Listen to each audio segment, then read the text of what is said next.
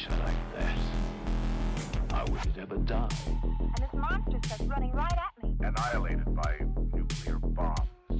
Beast is not dead. I put 4 bullets into him. Oh, you're crazy. But I saw that monster too. All I want is for someone to believe me. Contaminated. Face. It's horrible. Look like it would scare you to death. All right, let's get to work.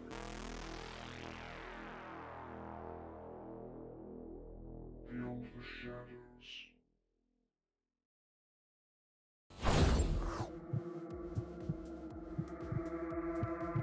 There are stories whispered in the dark about creatures that knock when they shouldn't, shadows that move when nothing else does, and eyes that see right through you. Welcome to Beyond the Shadows, Season 2, Episode 21. This is the podcast that drags the hidden, the haunted, the horrifying into the light. I'm Victus, and I'm your intrepid paranormal investigator. Each week, we unravel the world's most chilling mysteries and explore the spaces where fear lives just beneath the surface. So light a candle and check your locks and lean in close, because tonight we are covering the Black-Eyed Children.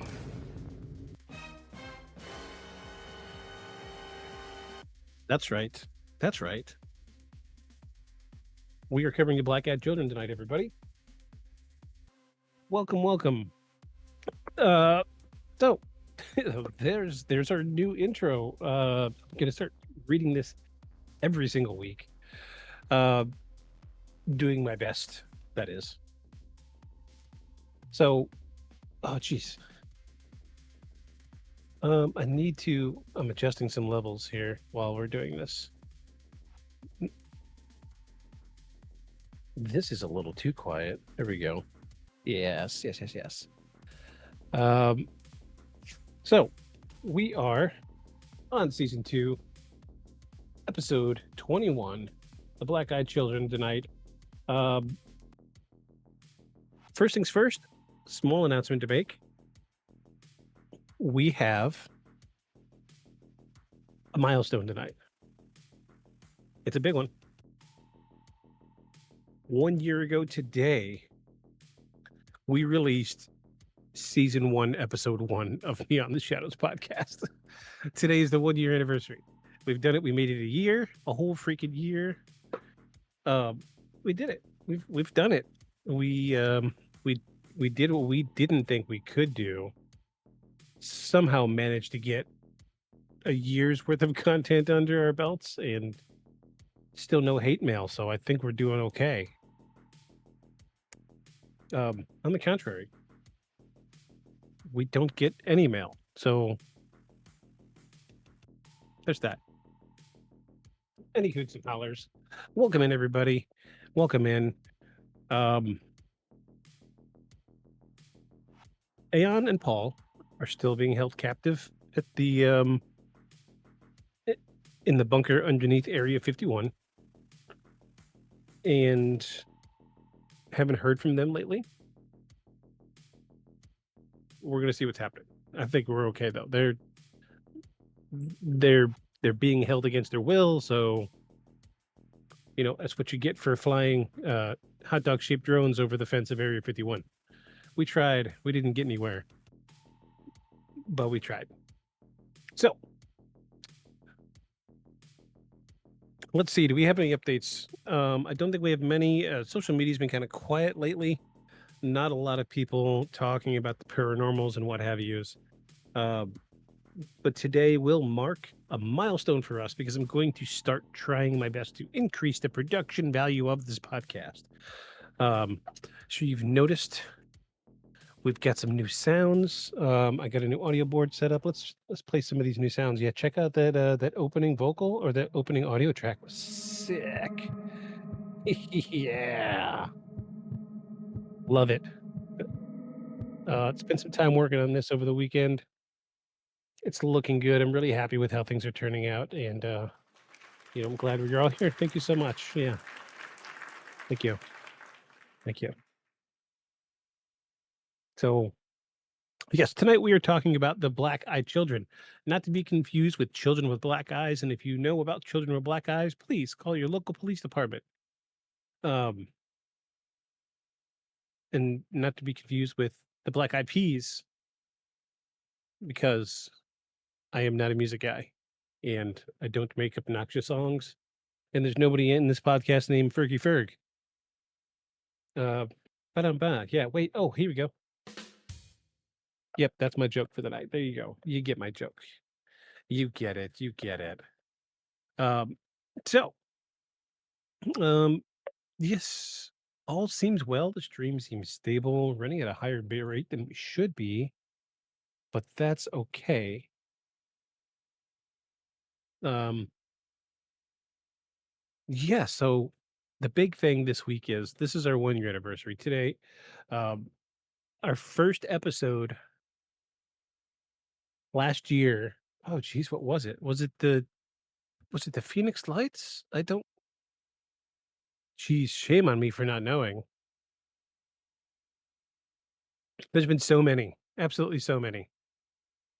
And I had no clue that this was our 1 year anniversary until I was looking at the analytics. Yes, season 1, episode 1, June 8th, 2024, we talked about the Phoenix Lights, my favorite UFO case ever. And I hope, still to this day, it was one of our better ones. We did, I mean, we don't, a lot of people don't go back and watch the old videos. Uh, Generally, we get just a handful of views um, after the first week of it being on YouTube.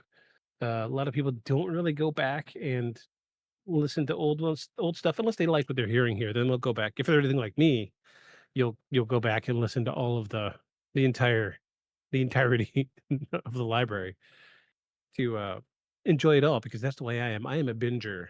If I find a podcast I like, I will binge it to death. Um, so 1 year today, we've done it. I was counting episodes. So this is so how many episodes did we get in season 1? So we didn't quite get a full year. So we made it up to 29 episodes of season 1, and today is 21 episode or the 21st episode of season 2. So was that 20, 21 and 29, 50 episodes? Yeah, so it's just short. So we took 2 weeks or we took 1 week off because something was happening with the stream or something was happening with the internet. We just got a bad week, and then we took a week off for uh, I think it was either Christmas or New Year's. So that sounds about right. 50 episodes exactly. Uh, I think we did good for a nobody podcast like this. I think we did pretty good, and I'm rather proud of us. We're doing a great job. Yeah, we did good. We did really good. Um, so say again, we're going to. I've done some work this weekend and doing my best to increase the production value of the podcast. So I'm going to do a lot more background sound effects, uh, a lot more background musics, things to make the storytelling a little more engaging. So if you like it, please, by all means, email us at beyond the shadows at wait, is that right? Beyond the shadows at gmail.com? Hold on. No, that's not right. That can't be right. Beyond the shadows podcast at gmail.com. Let us know.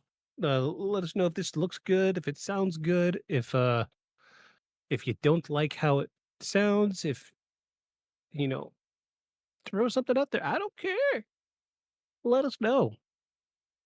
Um, so we're still continuing the weekly live stream on YouTube. And what I'm doing is every week after an episode is done, is we get uploaded to Spotify and Apple Podcasts and YouTube. I'm also taking a copy of that video and I'm putting it into a live stream folder that we're live streaming weekly on YouTube. So if you want to go back and watch the live stream, it really helps the numbers out. I appreciate it. Um, you know, every little bit counts. Uh, we've actually increased our numbers exponentially just by doing this live video every week. But all we're doing is playing all the episodes back to back uh, on YouTube, and we're doing it live. So I saw a few people commented. I'm sorry. Quite honestly, the laptop just sits in this office and stays running, and I'm not in this room. So if you comment, I am sorry, but there's just nobody around to comment. Right now, as it stands, I'm doing this entire thing by myself, and it is difficult to do by yourself to this level of production. And if I could be there to answer everybody's comments, I'm sorry. Uh, if I could be there, I would, but I cannot, and I'm sorry. So that being said, whoa, we got this tonight.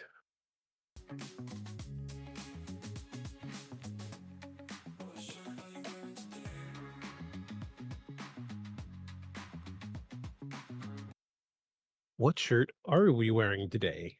I've got a special one tonight. Check this guy out. Check it out.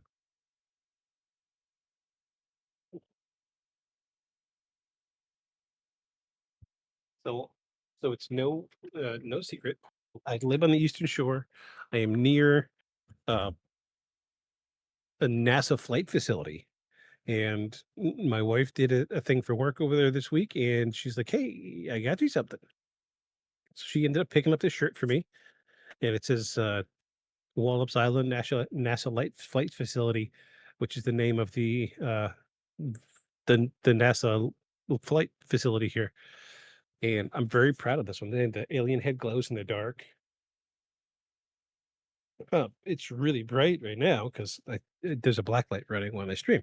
So, anywho, we do have speech chat running tonight. So if anybody watching feels like commenting, if you're listening to this not on a Sunday, if you're not watching this on a live stream, that you're not going to be able to comment live. But just to remind you, every Sunday evening at 5 p.m. Eastern Standard Time, we are live at twitch.tv/Beyond the Shadows podcast. Uh, you don't have to follow us, but if you do want to interact with chat, you do have to sign up for Twitch and follow the page, and you can comment on the stream while we're live. So speech chat is running. You will hear it tonight.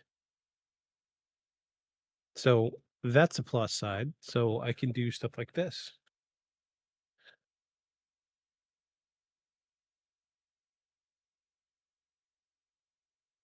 You are hearing these words. That's the chat. That's when somebody types into something into chat live here on Twitch, it comes up. We get a voice. So that being said, I've said that 12 times now. Continuing forward, we are going to talk about the black-eyed children tonight. It is technically an urban legend, but there is a paranormal aspect to it. And I thought this would be a good one to go over and give me a chance to kind of flex the soundboard a little bit.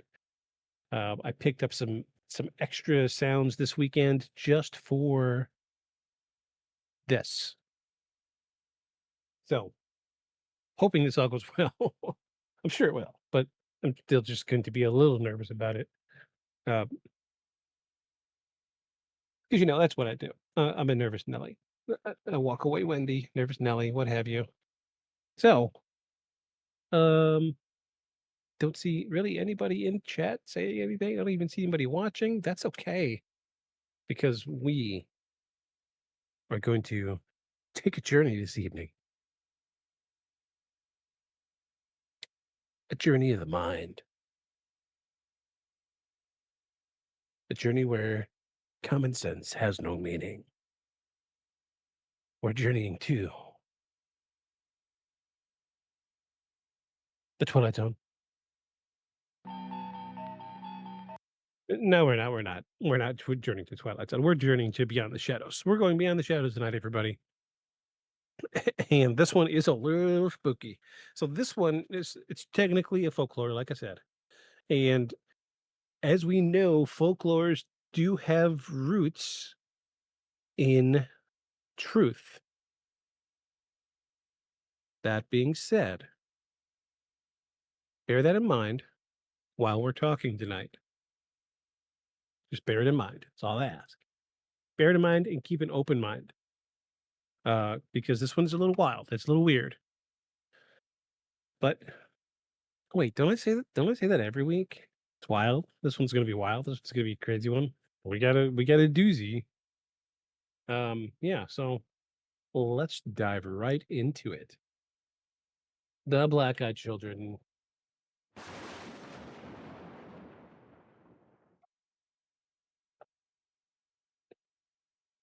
So first, we're gonna get started with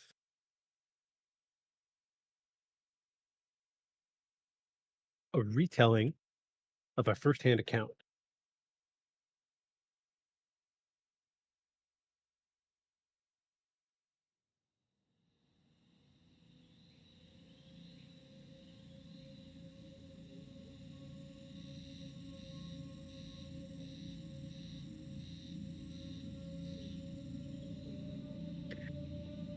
It's a quiet evening in Abilene, Texas. The streets are dark, bathed in the dim amber glow of flickering street lamps. Brian Bethel, a respected journalist, parks his car outside a movie theater. He's there to drop off a check for his internet provider, but instead finds himself transfixed by a strange sense of unease, one that will follow him for the rest of his life. As he writes the check in the dim light of his car's dashboard, he senses movement.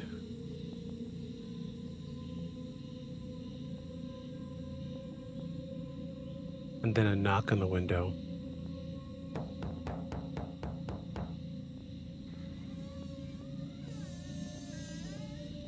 Two young boys, maybe around 10 or 11, stand outside. They're wearing hoodies, heads down, posture still. Brian's first instinct isn't fear, it's discomfort. Something off. Something's way off.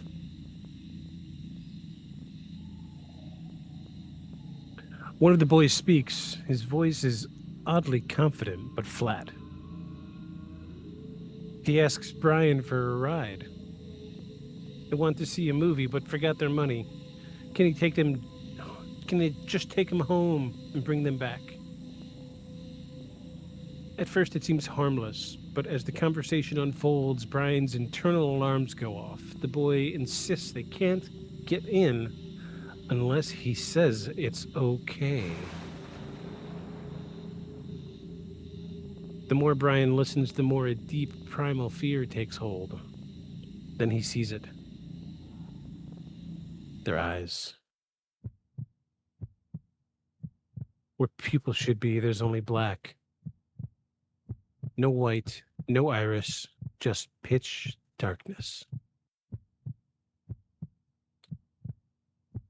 Panicked, Brian fumbles for the ignition. The kid's demeanor changes. They become insistent, angry. They start saying strange things like, "We can't come in unless you tell us it's okay. It won't take long. We don't have a gun." As he speeds off, heart pounding, he looks in the rearview mirror. The children are gone, just vanish. No footsteps, no trace. In the days that follow, Brian posts about his experience on a message board. He wasn't prepared for what would happen next. Dozens, then hundreds of people came forward with eerily similar encounters. Pale skinned children with obsidian eyes knocking on doors and windows in the middle of the night, asking them for help, asking to be let in. Some say they're demons in disguise, others believe there's something extraterrestrial. A few think they're a modern myth. But one thing is certain, once you see them,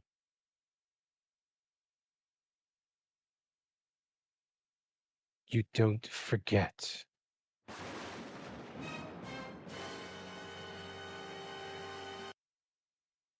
and they never forget you.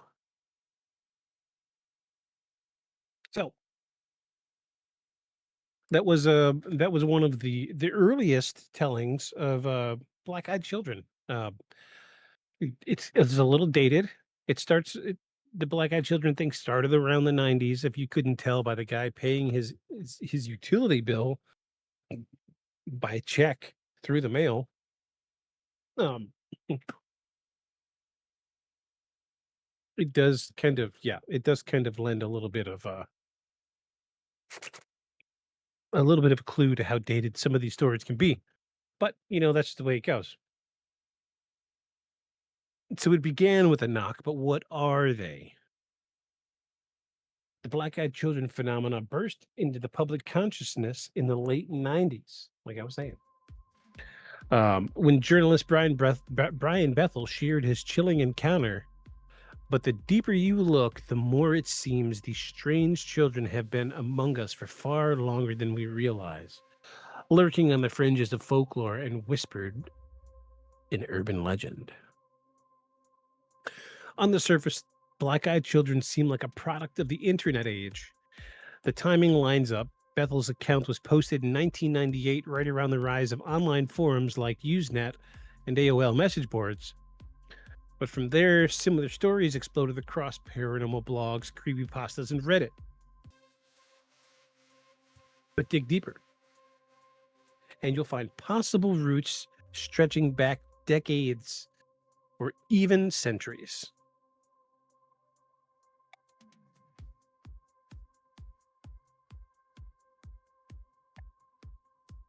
So, let's get into some of these.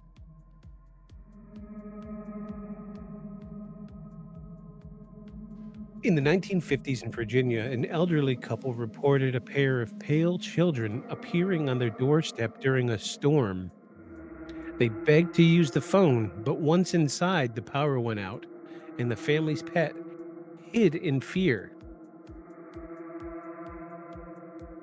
Later, the children vanished, and soon afterward, the couple was diagnosed the severe with a severe unexplained illness.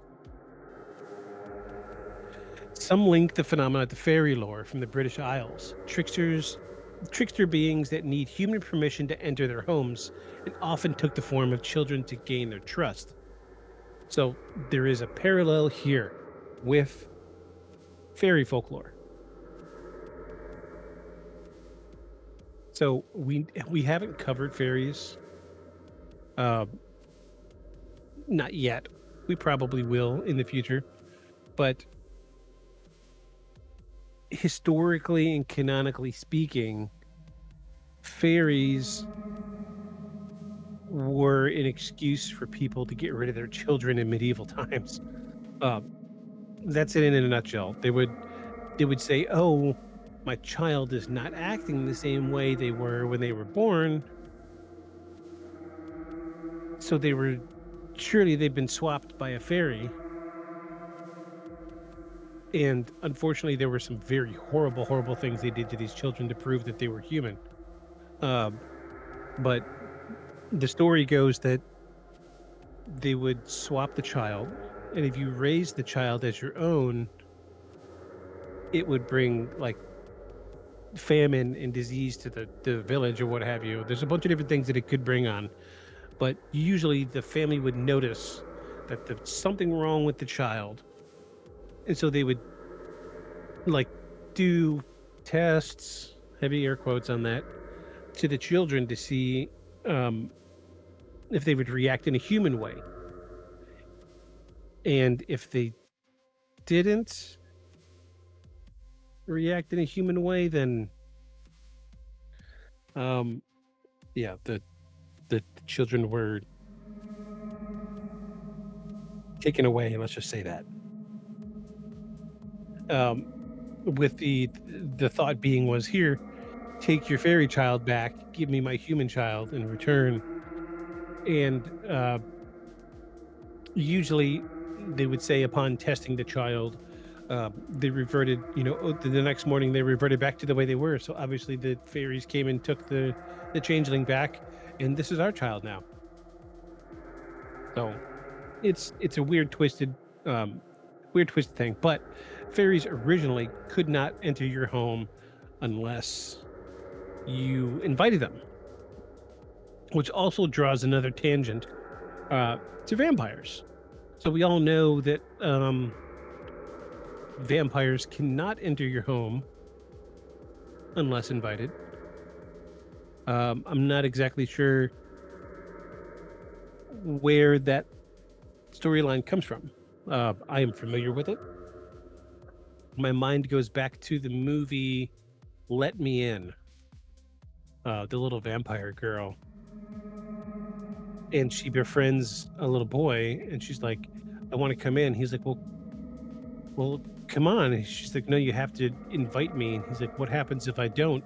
And she steps in his house, and then she starts like convulsing and bleeding from the eyes and the ears and the mouth. And he's like, oh, God, no, no, you can come in. You can come in.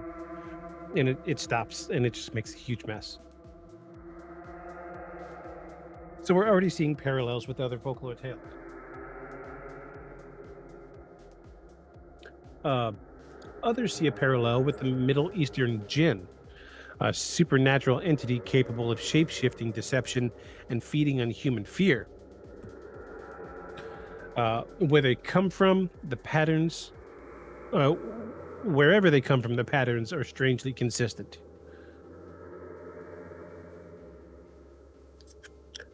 So victims consistently report the same unsettling traits: an age range somewhere between 6 and 16 years old. The appearance is that they're pale, sometimes even grayish skin, often dressed in outdated or ill-fitting clothes. Hoodies, jeans, or plain dresses are common. It's almost like they're trying to hide themselves. And their eyes are entirely black, no white, no color, as if their eyes are just sockets of endless void.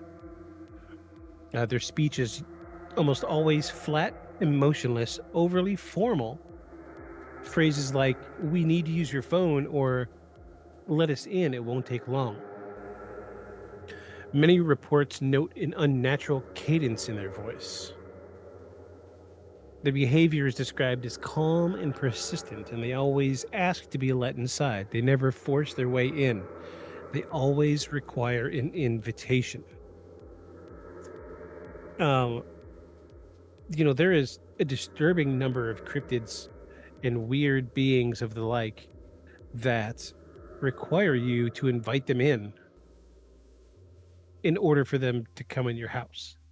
Um, like if you look at I think it's yeah, we've got one of the videos in the opening sequence for the podcast, where there's a strange like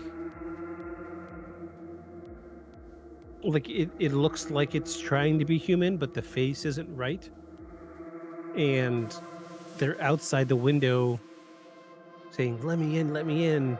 I can't come in unless you let me in." And then they're like, "No, I don't know who you are. Like, I'm your grandmother." It's like, "No, you're not. My grandma's been dead for 12 years. Like, I'm your grandmother. Let me in." And it starts beating on the window. Horrifying video. It actually just started getting some chilly chills talking about that one because it is spooky. Um, yeah, it's just an overwhelming number of things within the paranormal realm that require you to let them in. I want to even say that there's something along the lines of like werewolves that you have to tell them to come in, but the big one that comes to mind for me is vampires. So immediately my brain goes to vampires with the black-eyed children. But we'll see. We've got a lot to talk about tonight, so we'll see.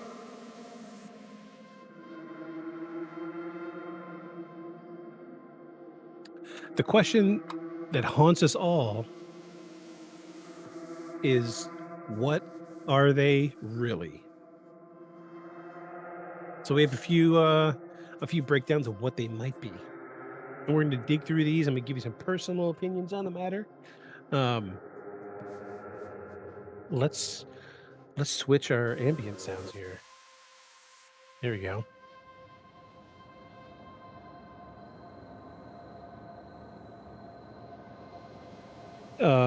The first one is demons are interdimensional entities. The fact that they need to enter ties directly to ancient lore about demons, vampires, and malevolent spirits. Some believe they feed on fear or souls and must be invited to break through the veil between dimensions. So this makes good sense. Their black eyes are seen as evidence that they are not human, windows into nothingness, a sign of soullessness or possession. Yeah, that sounds about right. Let me is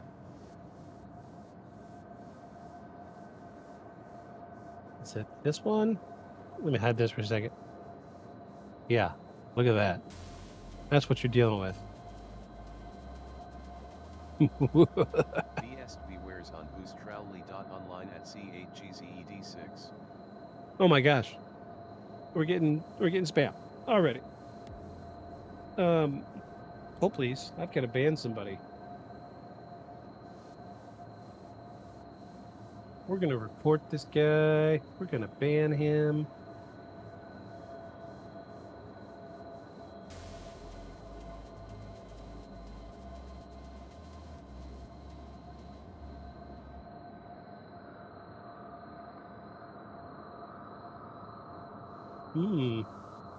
It's not letting me ban their chat. That's interesting. Hold, please. Your call is important to us. I need to handle this. Otherwise, we will become slaves to the bots. We will not be purchasing viewers.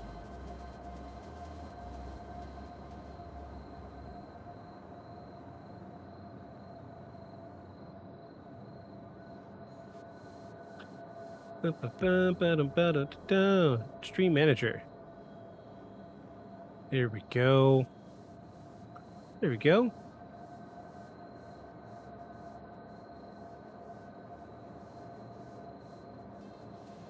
Ban. Goodbye. Out of here. Thanks for coming in, robot. Appreciate your one comment. Thanks for making my numbers go up. You duck. All right. So, where are we at? Yes, their black eyes are seen as evidence that they are not human and windows into nothingness, a sign of soullessness or possession. So this is consistent with what we understand demon possession to look like. So we know that with demon possession, we do deal with black eyes. However, it is not intrinsically linked. The black eyes thing is not intrinsically linked in this theory. If you ask me, I don't feel like these are demons, but I could be wrong. I could be very wrong. The black eyes are just weird to me, but we're going to cover a couple other things before we make up our minds. So our next belief is that they are extraterrestrial hybrids. A growing number of believers think they are a new form of alien-human hybrid, created to blend in, but with subtle flaws. Similarities are drawn to Men in Black. You know, the encounters with Men in Black is they're emotionless, their formal speech, their odd behavior, the lack of basic understanding of human culture. And some theorize they are sent to test human reactions or even harvest emotional energy. All right, so if you're keeping score, that's two times now in the research we've come across that they feeding off something that the human, some type of human emotional reaction, an emotional energy, if you will. It's twice now it's been mentioned in the research. So let's keep that in mind as we move forward.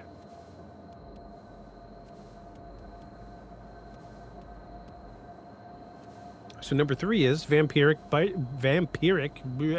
beings. The invitation rule is a classic trait in the vampire mythos. Some describe the children as leaving behind feelings of sickness, nausea, or draining fatigue. Another vampiric parallel. Could they be a new evolutionary offshoot of old vampiric legends? This is very interesting. This is really closely in vein with my personal beliefs about black-eyed children. I've never seen a black-eyed child. However, I have seen a person in daylight with solid black eyes. I don't want to say precisely where. It's a little personal. But I was in a public setting. I was with a group of people. And this person went to the front of the group. And that's when I noticed. And I had a person sit next to me, and I was like, dude, look, that girl's got no eyes. He's like, who? And I was like, that one right there. I said, look. I said, wait, she's going to turn around any second. And the girl turned around. Dude was a stranger to me. Here's what gets me is he was a stranger to me, but he saw her eyes too. And his reaction was so severe, he freaked out and grabbed my shirt. And was like, whoa, what's that? And I was like, no, don't make a scene. Don't get up. Like, look, but don't look, all right? I'm like, guys, like, they're looking at you right now, but don't turn around and make it obvious. What does he do? He tries to stand up. So, I followed that person with my eyes as best I could for a little while, and eventually I lost sight of them. But it was really weird. Really weird. Like, it was, I want to say that it's similar to some of these other understandings of what we think we have here. Like, her face was just off. I don't know how else to describe it. Her face was just off. All right. Like, proportioning on the face was just weird. I don't know. It seemed weird. But yeah, the setting it was in was a little different. I don't know. It's hard to put my finger on it, but it was weird. So number 4 is government experiments. A fringe theory suggests that these beings are psychic children from a secret. Here we go. Hold on. Let me. My hat's falling apart. The fringe theory suggests these are beings that are really psychic children from a secret government program similar to MK Ultra Project Stargate. Maybe they escaped, or maybe they're being released to observe human behavior in real-world environments.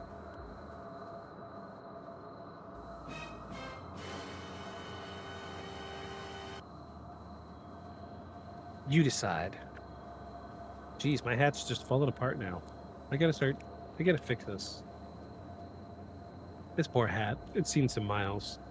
Indeed. I need to make a good one. I wonder if I could just buy a good tinfoil hat. Because I am not good at making these things. All right, number 5 is mass hysteria or an internet-created myth. Skeptics argue the phenomenon is modern urban legend, fueled by stories passed through forums, podcasts, and horror fiction. Who would pass this story through a podcast? Who would do it? Point him out. There's no podcasters here, right? Yeah, podcasters. But the volume and consistency of stories, many of them shared before the children were widely known, troubles even hardened cynics. Could it be a kind of shared hallucination or a cultural ghost formed by a collective fear? So that has roots. There's roots here. This is not an unheard of explanation for things. Uh, there's that saying about, oh, what's the expression? There's a saying like, you put the energy out into the universe and it makes it real, right? I hear it's just the US military psyoping themselves for 70 years with a hazing ritual. Ah. Psyoping themselves. Black-eyed children or psyops? Really? How, pray tell? Thank you for the follow, by the way. The notification didn't pop. I don't get these half the time. The freaking alert box is junk. Thank you for the follow. A hazing ritual. Explain yourself, please, by all means. I would love to hear it. I would love to hear it.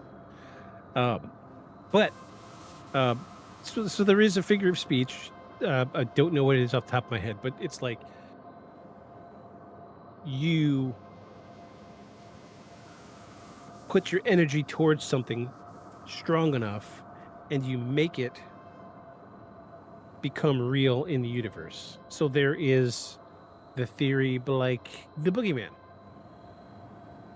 Like the reason the boogeyman isn't seen by adults is because they simply don't believe in it. Now, I'm not going to sit here and confirm or deny the reality of the boogeyman. That's entirely up to you. But the theory goes only children see. That's what that new WSJ article claimed, though, to be fair, that was more UFOs than Bex specifically. Oh, yeah. You're right. Yeah, you're right. Yeah, I'm with you there. Yeah, Wall Street Journal. Kudos. Good pick. Good pick. And people wonder why I read the news. It's like, sure, I might be in the paranormal stuff, but geez, I'm still going to read the news. Read the underlying, what's really there. Read between the lines. Between them. Yes, I see what you're saying. But yeah, the theory behind boogeyman is the children are afraid of it, so they're giving it power, they're giving it strength through its fear, and that by proxy creates a physical entity that only those who are afraid of it can see. So, are we dealing with the same thing here? Are we dealing with maybe they saw something and it created a type of fear in a society or a localized neighborhood that made their gears start turning, and it fed that fear, which put that energy out into the universe and created something from that energy. I don't know. Am I grasping at straws? I don't know. Here you go. Ancient astronaut theorists propose. Yes, it is entirely it's a little out there. I'm sorry. I go on little tangents sometimes. But yes, I don't usually subscribe to the school of thought when it comes to mass hysteria, but on the flip side of that, there's a handful of solid cases, canonically speaking, where mass hysteria does affect the zeitgeist of a local group of people. But it's very localized. Very localized. You could look at the dancing plague, for example. The dancing plague was probably mass hysteria. I would love for it to be what everybody said it was, being a curse from somebody who was executed. But realistically, probably one or two people probably lost their mind. I think we were also dealing with some bad wheat. That crazy fungus that grew in their store of wheat, that when they made it into bread, everybody got dosed with organic LSD. And then it just became a thing. And by then, the energy from all those people fed out and everybody put in and turned into dancing fools that dance to exhaustion. Um, I don't know. I feel like that was probably mass hysteria mixed with LSD. But we might talk about that one at a later date.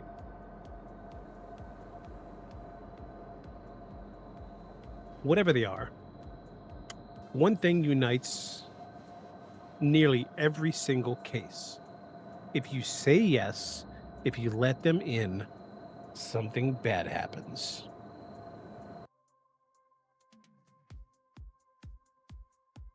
So, out of all the cases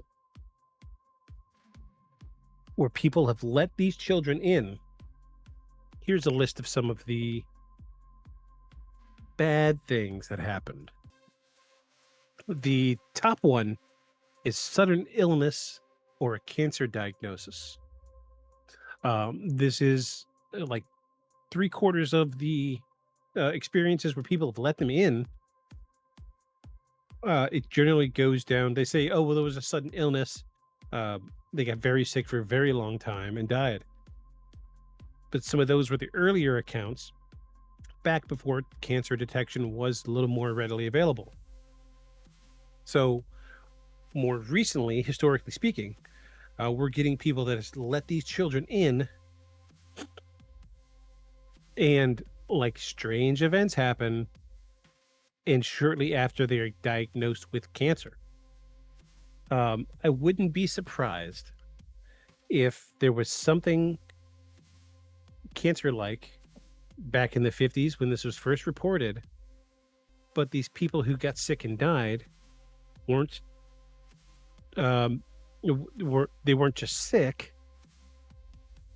but they got some kind of cancer. It's hard to say. It's from the 50s. Who knows? I don't know what the process was for cancer detection back in the 1950s. I'm sure it wasn't great.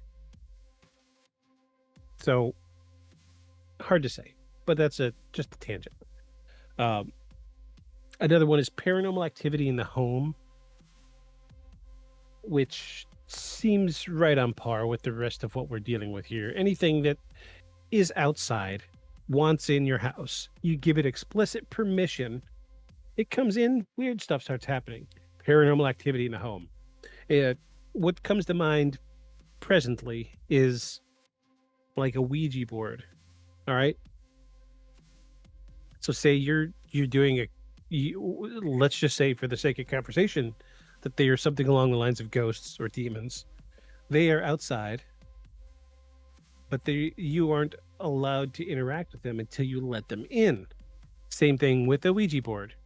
You're not allowed to communicate with them until you open that line of communication. That's why at the end of a session with a Ouija board, you always close the circle, close the conversation with goodbye. And some people that play with Ouija boards regularly will say, you've got to say clearly and out loud, don't, this is me breaking the ties with you, blah, blah, blah. I'm not permitting you to follow me or do anything. They're being very explicit with their conversation with the spirit. This feels kind of hand in hand with what we're dealing with to a degree. But definitely it feels more like the communication with spirits, demons, what have you, without the Ouija board. So like maybe the Ouija board is a conduit. They get in easier that way. But sometimes they get so desperate, they manifest themselves and come to your door or your window and they want in. But what gets me was the first guy, Brian, he was in his car. He wasn't in his home. He was in his car and they wanted in his car. Sort of like rules of like the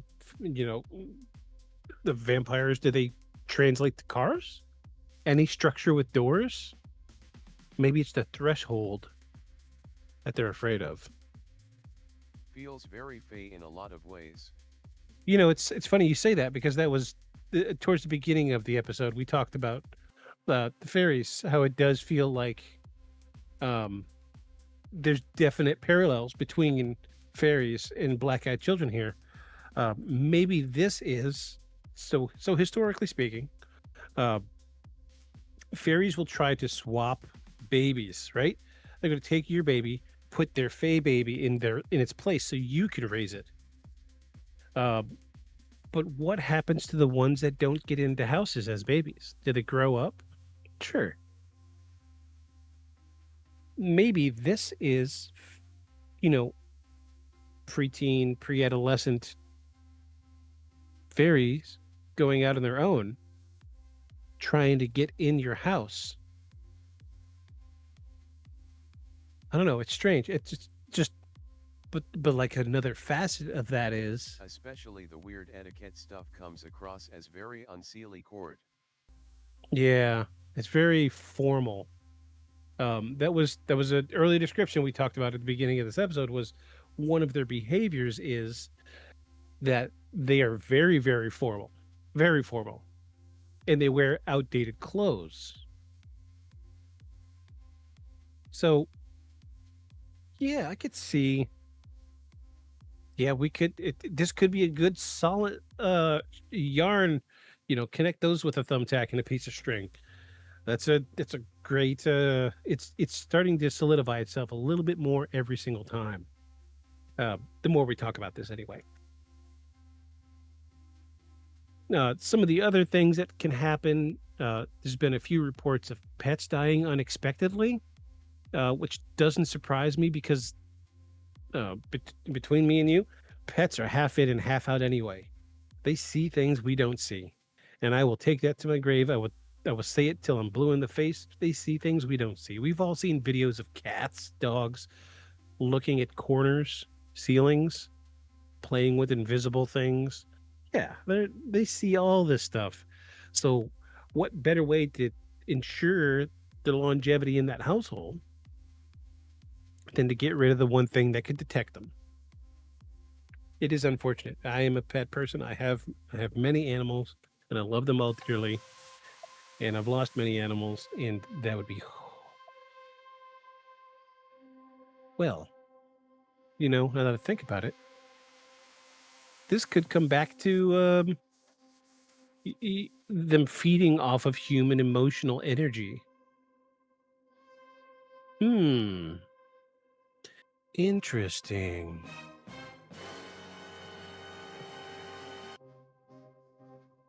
Because I'm a dog person. I've got a dog. I've got a cat.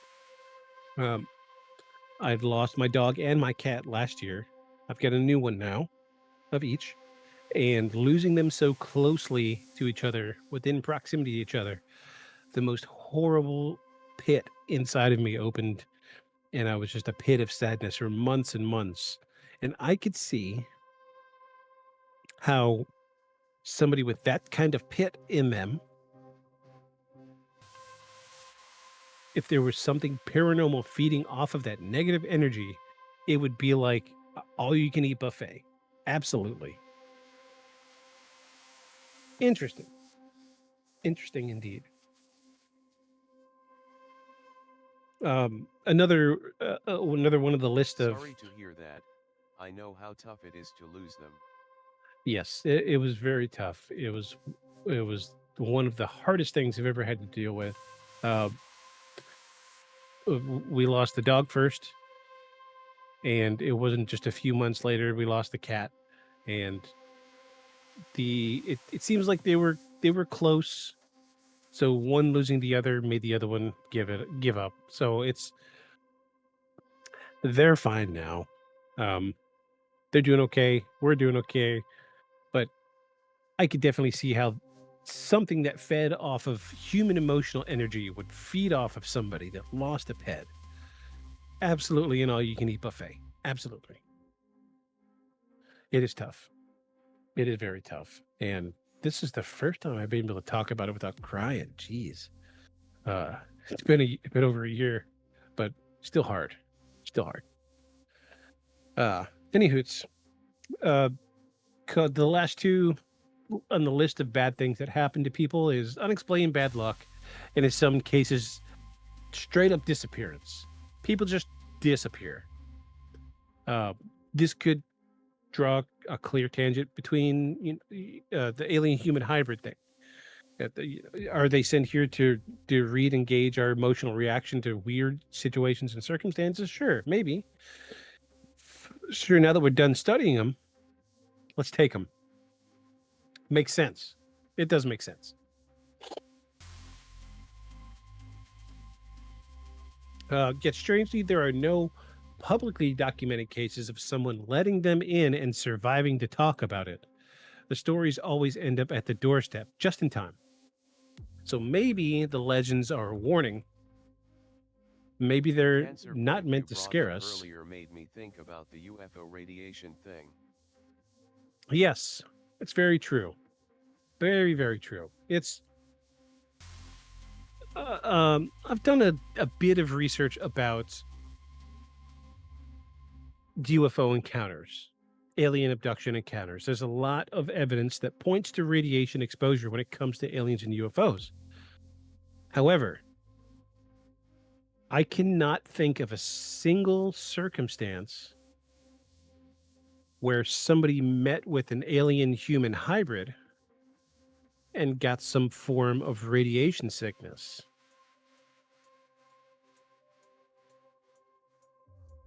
I can't think of a single one.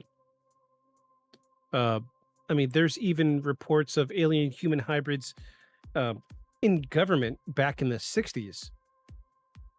There were reports of it back in the 50s up on Capitol Hill in Washington.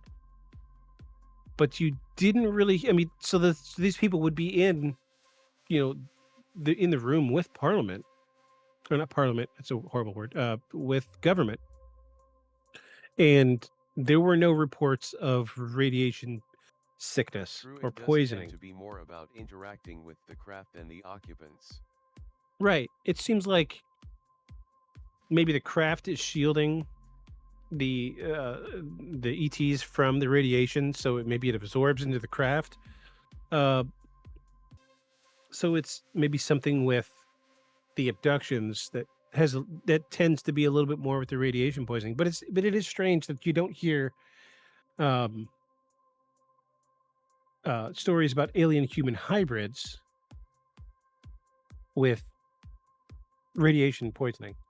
Was it Betty and Barney Hill? I think it was Betty Hill. Didn't she get abducted later? And she was introduced to an alien human hybrid on a ship. And they said it was one of her children, but she didn't get radiation poisoning still. But she got it from the initial interaction, the one when her and her husband was abducted, I do believe. There's a lot of strange tangents here. This could really connect to a bunch of different things. It's hard to really say precisely what we're dealing with here. So it makes you wonder if the legends are a warning. Maybe they're not meant to scare us, but they're meant to more protect us. Which brings us to first-hand accounts.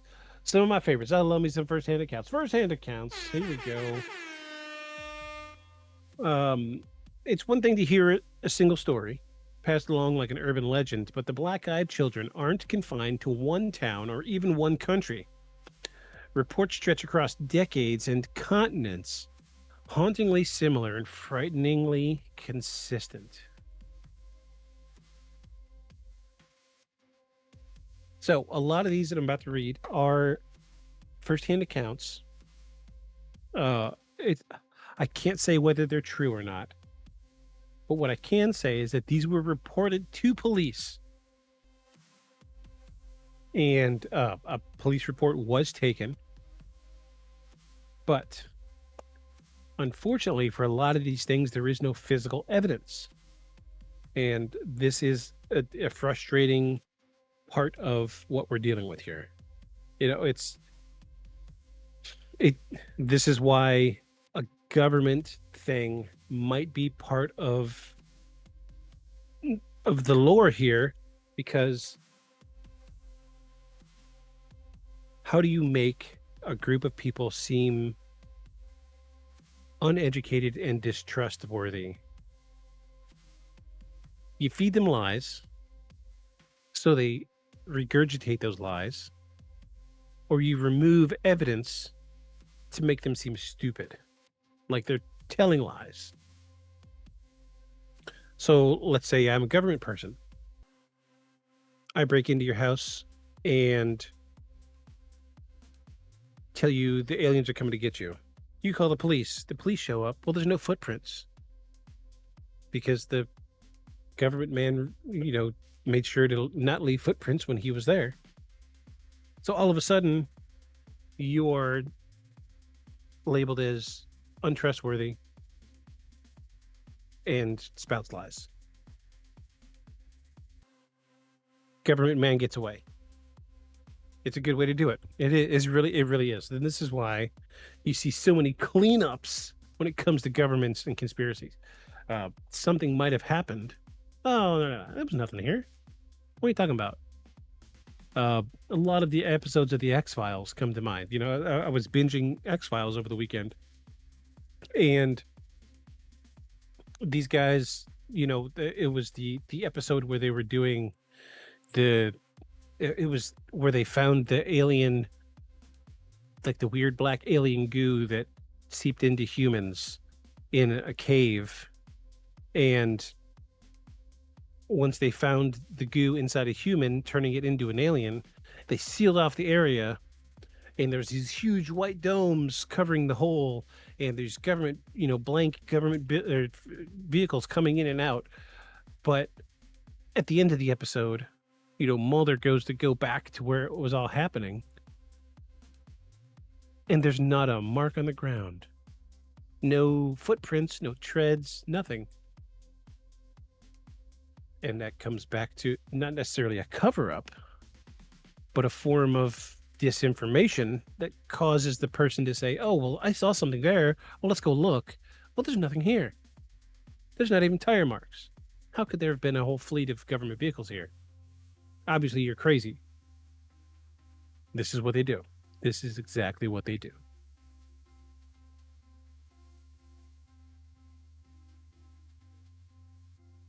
Let me get a couple sips of my bravery juice here. And we're going to get into this first case from 2015 in Vermont.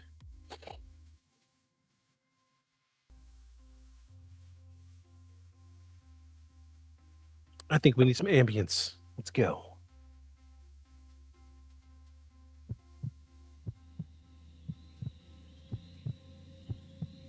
In a chilling report published by Week in Weird, a Vermont woman who chose to remain anonymous shared a horrifying tale.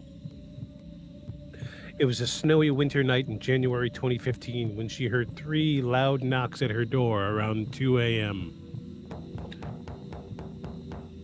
She cautiously opened the front door to find 2 children standing on the porch, 1 boy and 1 girl around 10 years old. They were not dressed for the snow and their voices were flat. Quote, "May we come in?" they asked. "Our parents will be here soon." She felt compelled, against all logic, to let them in. Once inside, everything changed. Her cats hissed and fled the rooms.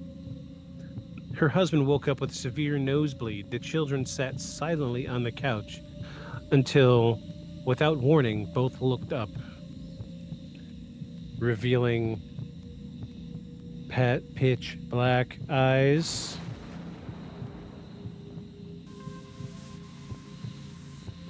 Suddenly the children said, quote, "Our parents are here," and walked out to a black sedan at the end of the driveway, driven by 2 tall black men in suits.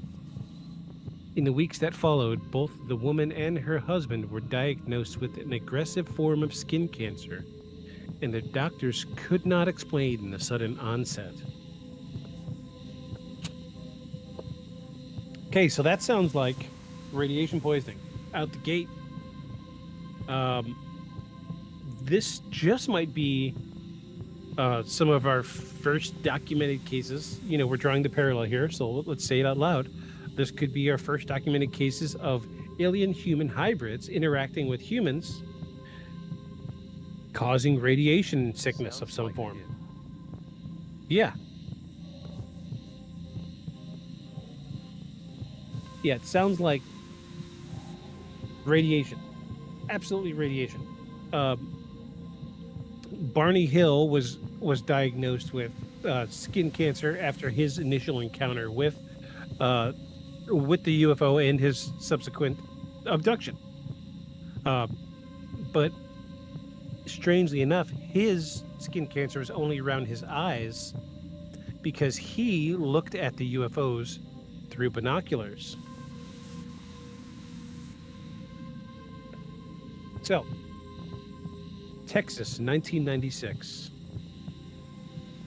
The most famous and first widely publicized encounter occurred in Abilene, Texas in 1996, where journalist Brian Bethel was sitting in his car near a movie theater when two boys approached his window and asked for a ride.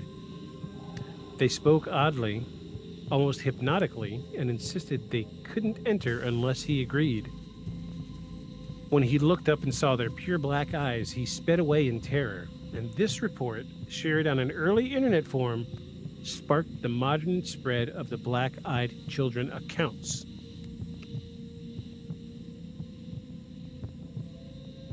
Ohio, 2014. A man named Paul Schilling claimed he was staying at a hotel in Marietta, Ohio, when he was awoken around 3:30 a.m. by a knock on his door. He looked through the peephole and saw a young girl about 12 with long dark hair and old-fashioned clothes. She asked to come in, saying her mother had left her. Suspicious, Paul didn't open the door, but watched as she stood silently for over 10 minutes. When he called the front desk, no one had seen a child in the hallway. Security footage showed no one at the door, and yet the knock was real and her voice was real. Soon thereafter, Paul's health began declining rapidly in the months after. He reported insomnia, hallucinations, and bouts of unexplained depression until eventually leaving his job and moving out of state.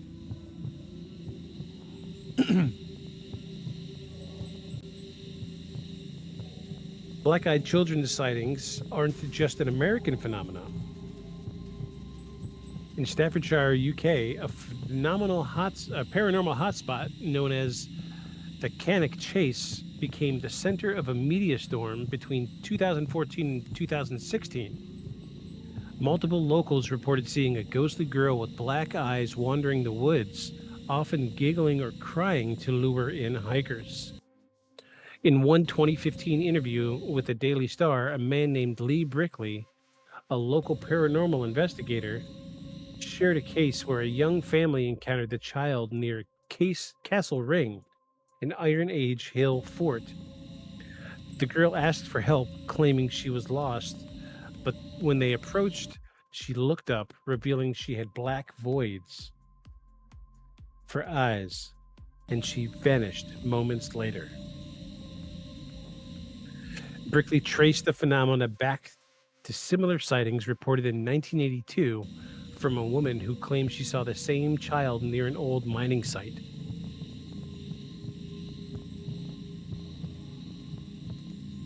In 2009, a chilling case on an Australian paranormal message board, a man named Dean Anders claimed he and his brother explored an abandoned farmhouse outside Adelaide, Australia, while on a photography trip. Inside, they found children's toys, drawings, and a rotten wood table set for a tea party. As they explored, they heard footsteps upstairs, then 3 knocks on the door.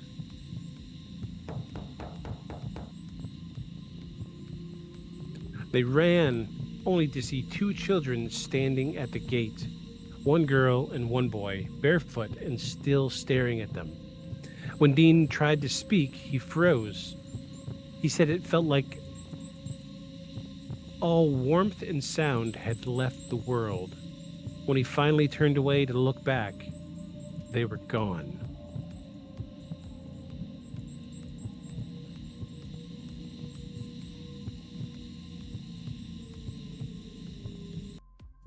So, and let me stop the heartbeat. Stop the heartbeat. So, in nearly every case, the details align.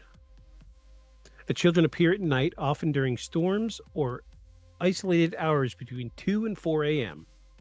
They speak in formal, mechanical tones. They ask to come in, to use the phone, wait for a ride, or to get food. The person feels deep, unexplainable fear. If the children are refused entry, they often disappear suddenly. If let in, things go wrong. Illness, misfortune, and worse. Despite different continents, cultures, and decades of time, the stories are nearly identical. How can so many people, most of them who have never heard of each other, report encounters with nearly identical beings? Could it be a mass delusion? I think not. A shared archetype embedded deep in the human psyche? Or are these beings real and spreading? So, moving forward, we are going to talk about the psychological and the cultural impact of what's going on. We've heard the stories. We've felt the chill. But behind the legend of the black-eyed children lies a deeper question. Not just what are they, but why do they haunt us in the first place? Why do so many cultures across the world, across time, feel unnerved by pale, expressionless children with unnatural eyes? So let's peel back the layers just a little bit. Ooh, we're gonna touch on one of my favorite things. Also, are they a new phenomena or just a new presentation of an old one? That's a good question, and I think that that also ties in with the Fae. Uh, the stories about Fae, lean way back. We're talking medieval times, uh, back before we had paved roads. So it makes you wonder if it is the Fae, right? What if it is the Fae, and maybe their original way to get into households were to swap children, right? Um, so what if they finally realized that the child swapping thing isn't working anymore, and now they're looking for new ways to get in? It almost feels like a desperation, right? Like maybe they're dying off, and this is like a desperate last breath attempt to get into people's households to continue lineage, right? Um, it's a fair question, and it is a good question. It's hard to say. We're only about half through all of our research for the subject, but we're gonna hold our let's hold our full thoughts on the Fae for just now. But it's definitely seeming like I don't usually voice my opinion too early in the episodes, but I'm on the fence right now between two different things. It's either Fae or vampires. Straight up. I don't see much evidence. Uh, the extraterrestrial thing does come to mind, but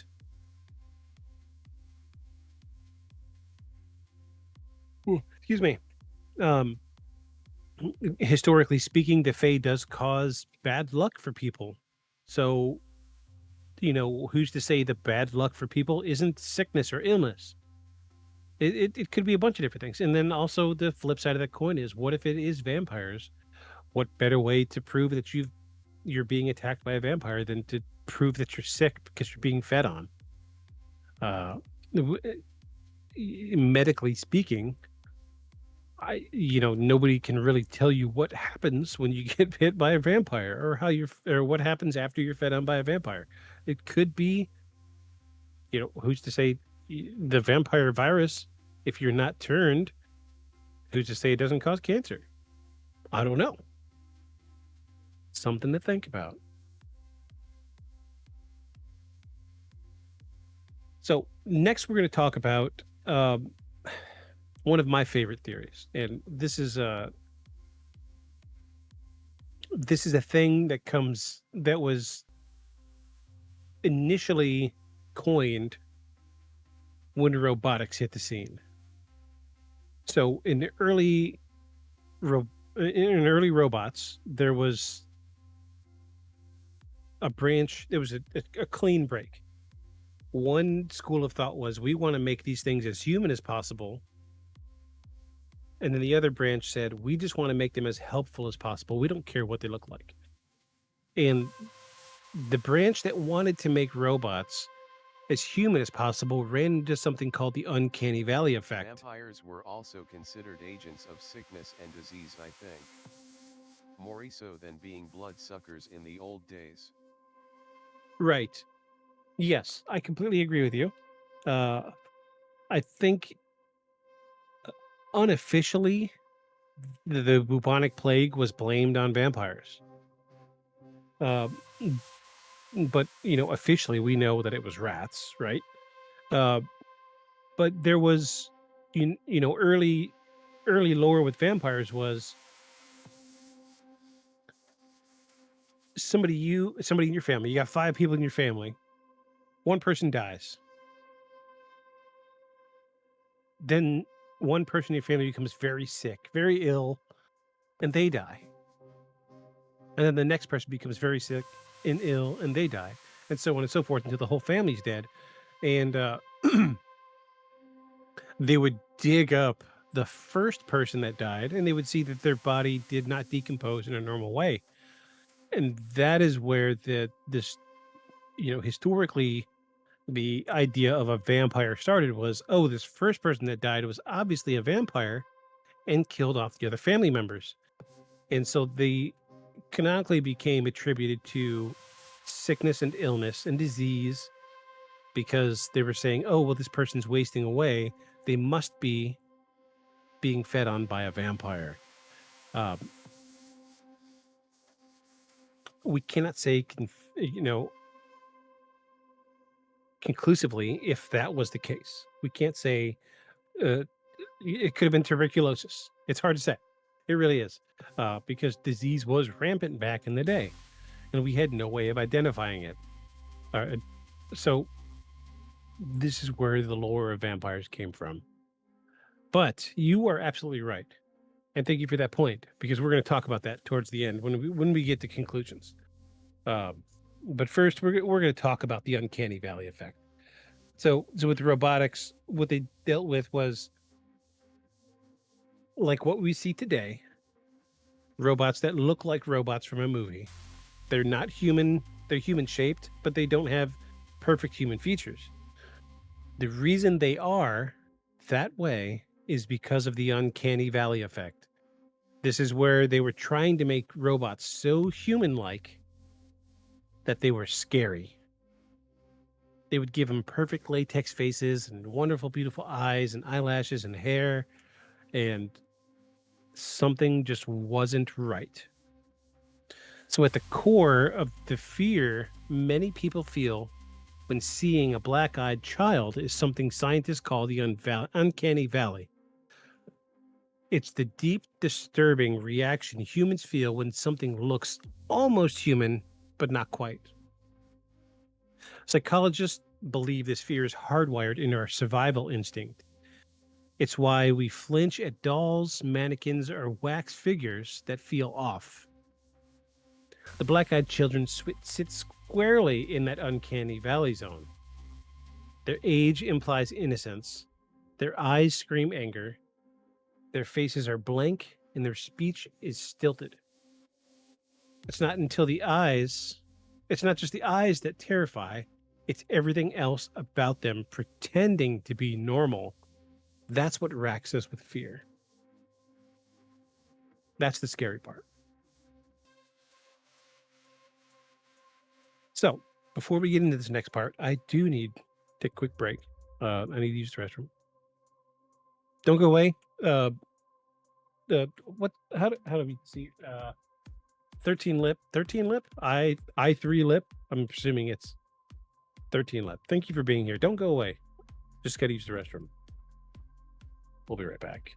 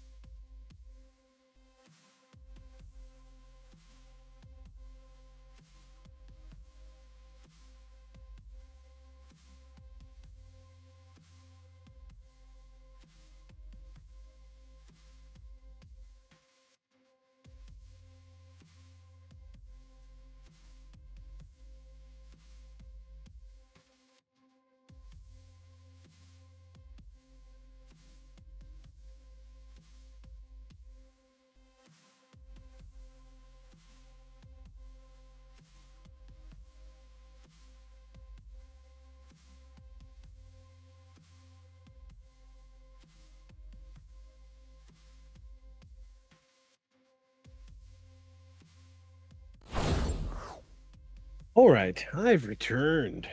Sorry about that. I am human, after all. I do have to use the restroom sometimes. All right, cool. I got the notification for your follow, Lip. Appreciate the follow. I really do. Every little bit helps. The dream is to do this full time, and it's been a little slow lately. But I appreciate you being here.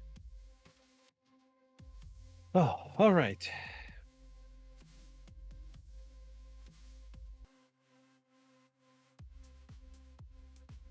So, next we are going to talk about fear. My pleasure. Wouldn't be here if it wasn't interesting. Thank you. That means so much. Been doing this for a year. Today is the 1 year anniversary of the podcast, and so few people come through and say that what we do is interesting. I usually have 2 others with me, and they're both taking a leave of absence. They've got some personal things going on. Usually, it's a little more interesting. There's a little more of a banter going on. So I've been solo riding for a couple months now, and not gonna lie, I've been in a little bit of a rut. It's hard to do this when you're podcasting to yourself, but it makes the stream so much better when somebody is in chat and interacting. But thank you. I really, really appreciate you being here. Thank you so much. There you go.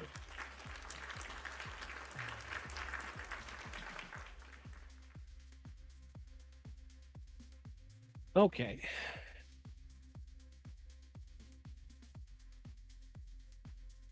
But yeah, today is our 1 year anniversary. 1 year ago today, we released season 1, episode 1, where we talked about the Phoenix Lights, one of my very, very favorite episodes. I did not have to write a script for that one. I knew that episode by the back of my hand. Love me a good UFO story, especially one so heavily documented like the Phoenix Lights. All right. So we're talking about fear now.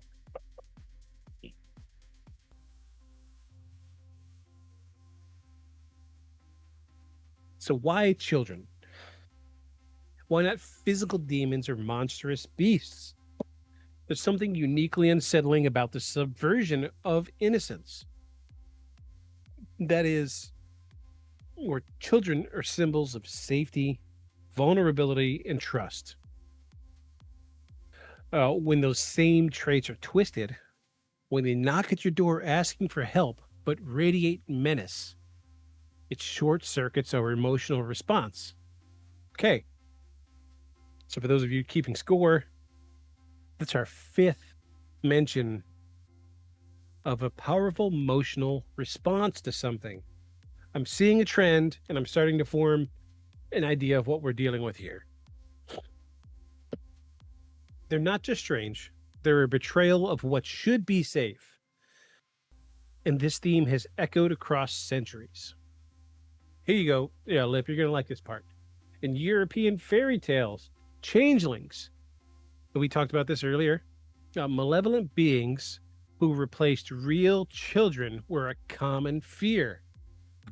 So we did touch on this a little bit earlier. They would swap. People were scared to death that once they had a baby in the family, they were scared to death that fairies were going to swap their children with fairy children. These were called changelings.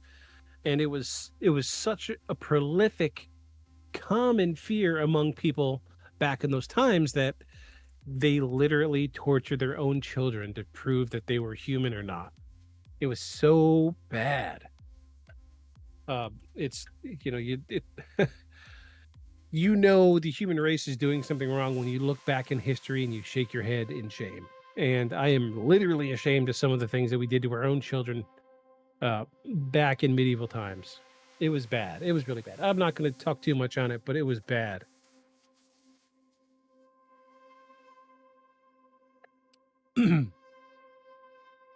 Also, in Japanese folklore,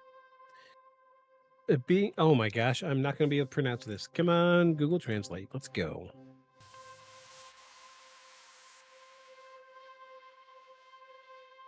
Because I am not going to be able to pronounce this. I'm not good with Japanese.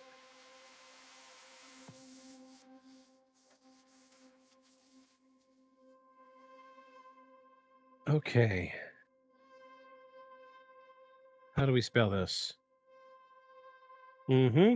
Mm-hmm.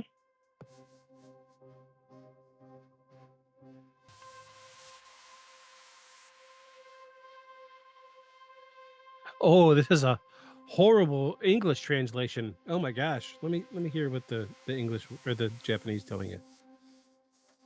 Oh wait. Come back. Come back. What did you do?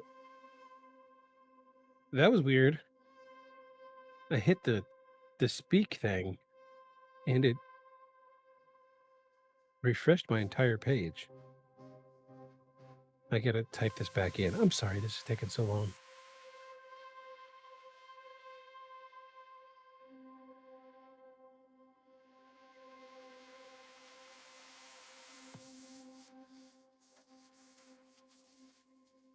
Oh, yeah. Turn my sound up, huh? 凍れつけ女 Yeah, I didn't get any of that. Here you go. Here's what it's supposed to sound like. 凍れつけ女 One more time. これつけ女 Koriotsuke ona.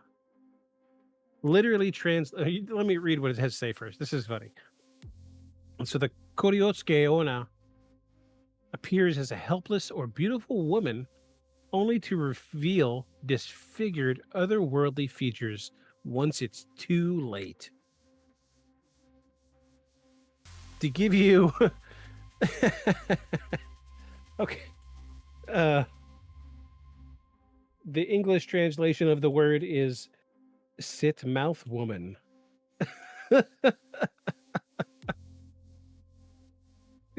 How's it? これつけ女 Yeah, that's Koriotsuke. It's a demon. I remember this word from one of many anime that I watch. But face sit woman, is that what it said? Face sit woman? Sit mouth woman. So no, slit mouth woman. I'm sorry. Shame on me. I'm sorry. Like I said, I watch too much anime. Slit mouth woman appears as a helpless or beautiful woman, only to reveal disfigured otherworldly features once it's too late. So there was a movie made a number of years ago, probably 4 or 5 years ago, where they specifically about this Japanese demon, and she would look normal, and then once you got close enough,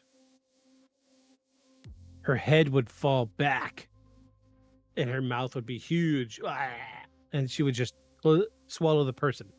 Yeah, it's horrible. And the corners of her mouth were cut back clean to the pivot of the jaw.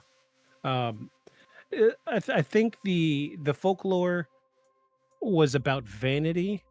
Like the woman was pursuing perfection, and in her frustration of not being able to obtain perfection, she used a knife to cut the corners of her mouth back and horribly disfigured herself. Yeah, and turned herself into a demon in the process. So this is an echoing of the theme. The black-eyed children are the modern changeling, a wolf in a hoodie as opposed to There's a wolf in something sheep's like clothing. where she asked people if she was beautiful. Rings a bell. Yes, that's precisely it. That is precisely it. Kudos on you. You know your stuff. Kudos. That is precisely what it is. Yes, she would approach people at night, and I think canonically speaking, she would have like a hood up, and she would approach people and ask if she was beautiful. Am I beautiful? And then if you said, like, I think if you said no, is when she would attack. But if you said yes, she would try to go home with you, and then she would attack. Something along those lines. But yeah, you're right on the money with that one. That's precisely what it was. Yes. Another podcast that I listened to, one of many that I listened to, talked about it. Horrifying Japanese folklore. Absolutely horrifying. Japanese folklore is not for the faint of heart.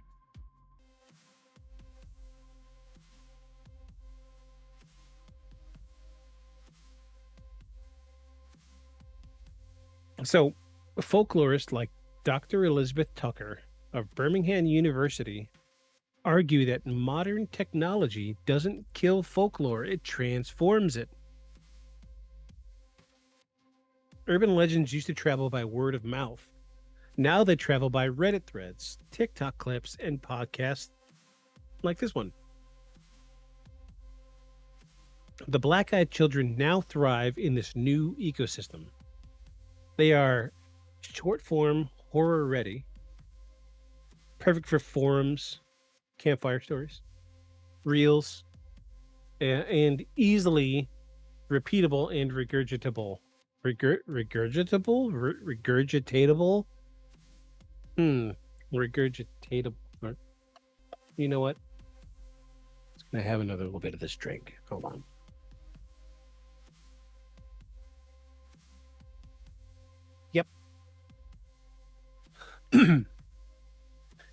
repeatable and regurgitate worthy.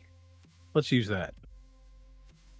Same core structure, but with personal I think I variations. first came across them in some creepypasta, so that tracks. Yes, and that's I think it's where I came across mine too. Creepypastas are the new form. Well, I say new form. They're at this point they're a little dated. I wouldn't say, antique by today's standards, but creepypastas were the bridge between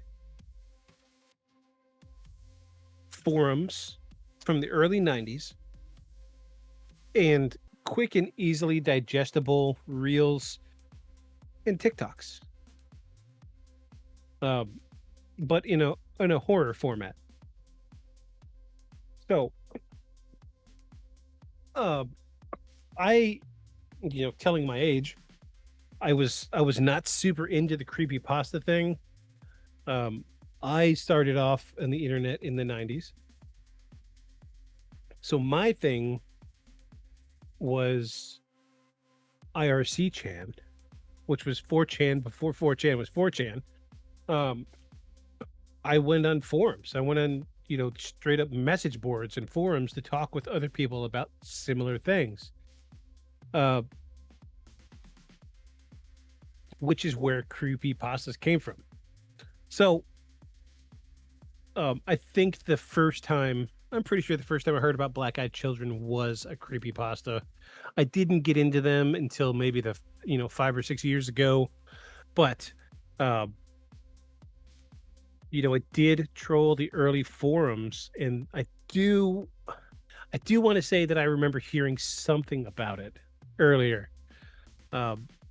It's hard to say. I would really like to find dude's thread, like what he was on, that made him go back or made him post to, I would like to know what he posted on. What am I on? Page 8 of 14. Let me see. It doesn't precisely say where he posted his the first guy, Brian, the journalist. It doesn't say precisely where he posted, but it does say that he posted. Oh my god. You did not have to sub. Thank you so much. I appreciate that so much. Thank you. You are our Jesus Christ. You're my first sub in like 3 years.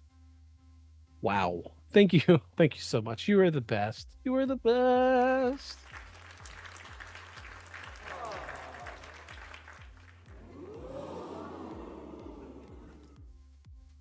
Thank you so much.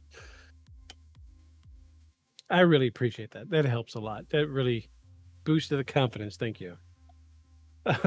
But yeah, I was there for the early IRC Chan, and there we talked about a lot of this stuff, and I feel like majority of the stuff that was on those forums were later translated into creepypastas, and people would take the concepts from what was on the forums, and it was later embellished because there were some great writers out there.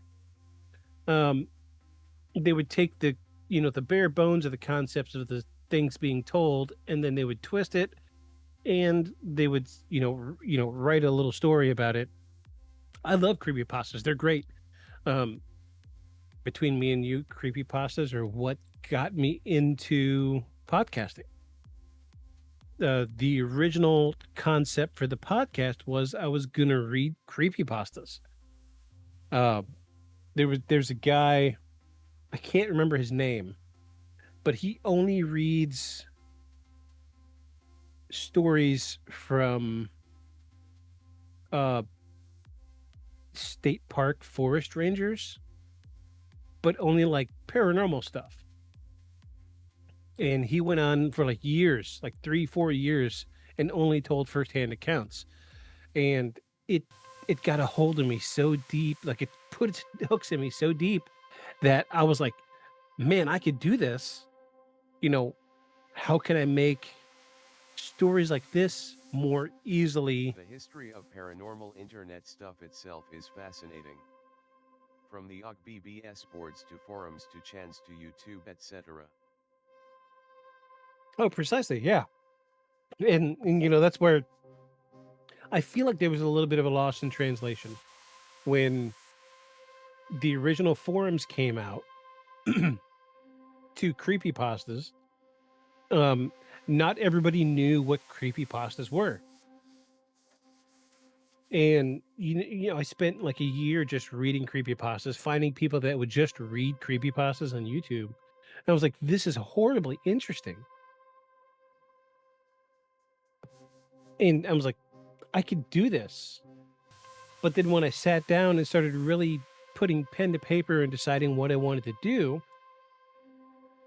I was like, well, everybody's reading creepypastas now. So what else can I do? And I've been a paranormal junkie since day one, as long as I can remember.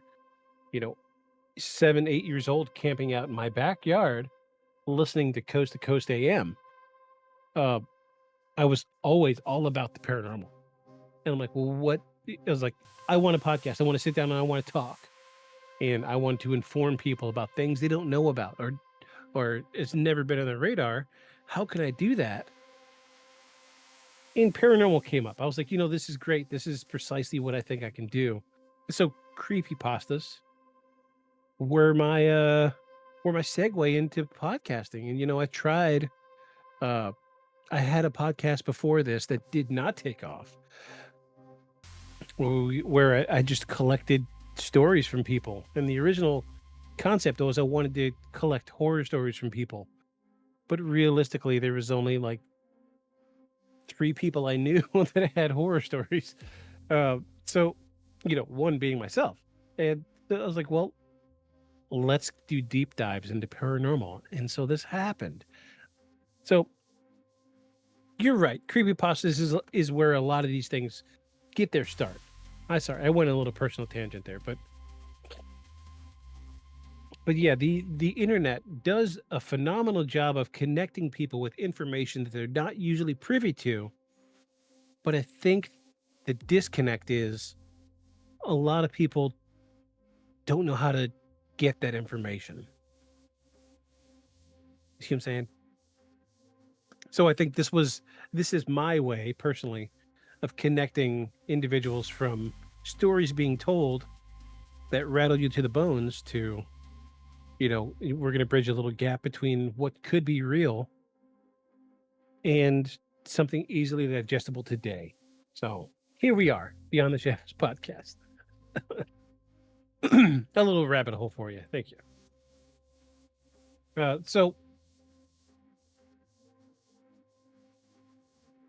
Oh, geez, I lost complete track where I was at.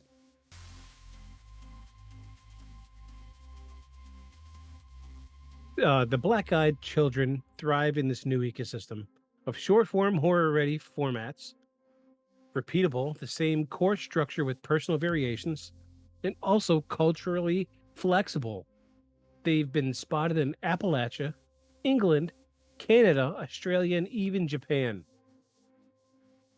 The fact that their stories often involve direct contact, a knock, a conversation, and a decision whether to let them in or not makes them personal and interactive in a way every listener is forced to answer. Would you let them in? So we're getting into more of the psychological part of this, where some psychologists suggest that the phenomenon is tied to 3 things. One of which is a sleep paralysis episode where shadowy beings are often reported. So we touched on sleep paralysis a handful of episodes back where we talked about shadow people and the Hat Man. I do believe in sleep paralysis. I know it happens. It has happened to me. My experience was not as extreme as some of them could be, but I do believe that sleep paralysis is a thing. Hypnagogic hallucinations, experiences that are taking place between waking and sleep. This is very, very similar to sleep paralysis.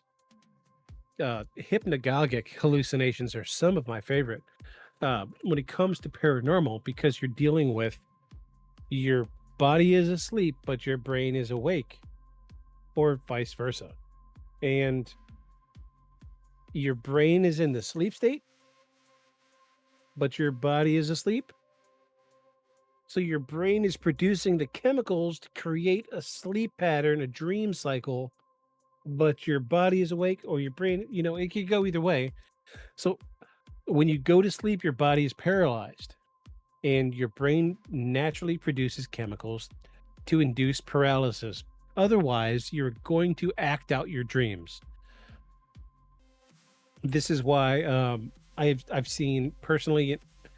It's a horrible story, and I hate that this happened to me. But 12, 13 years old, I remember my dad drinking a bunch of beer and smoking a bunch of weed, and he had crazy nightmares.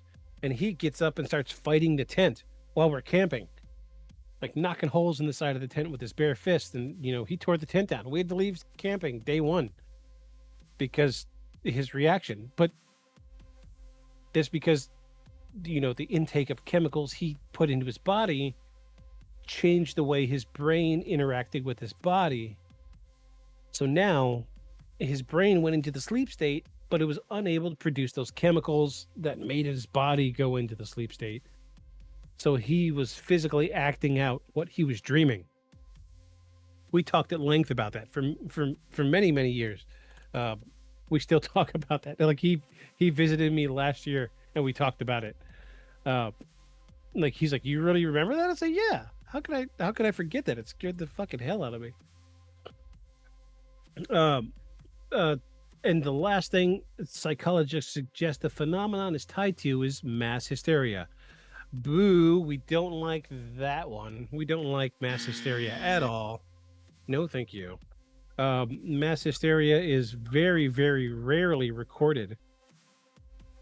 And it's a blanket excuse when it comes to things that science cannot understand or explain.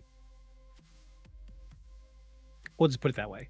So for hundreds of years, the people that for the dancing plague, they thought that it was they would say that it was the demons or ghosts or what have you. And now it's mass hysteria.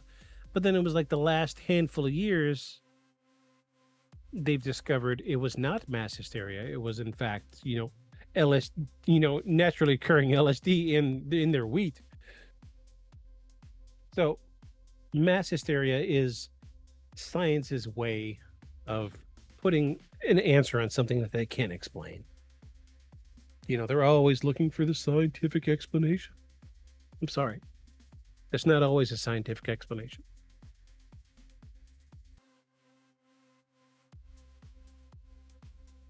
So, the black-eyed children may also represent something bigger.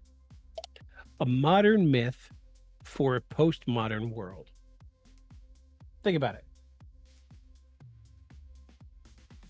Strangers knocking at your door. Periods where I get hypnagogia, a lot spiders on the ceiling and floating lights, etc. I never had one where I get up, walk to the front door, and have a conversation with a kid during one though. Right? Yeah. So this is why I don't think hypnagogic state is an explanation for the black-eyed children. Very rarely do we deal with people in, I forget the technical term for sleepwalking, but very rarely do we deal with sleepwalkers go up and interact with something that isn't there. It's usually them going through the motions of something that they usually do. It's a repetition. And, Freud talked about this, where dreams are just an amalgamation, a smattering of memories from the day running through your brain, and you can see this proven through sleepwalkers, somnambulists. I know there's a word for this. I forget what the word is. Let me look it up. What's the psychological term for sleepwalkers? Yes, there we go. I cannot pronounce this word. Oh my gosh. Let me. Okay, I copied it. Something between somnia and ambulation. Yes.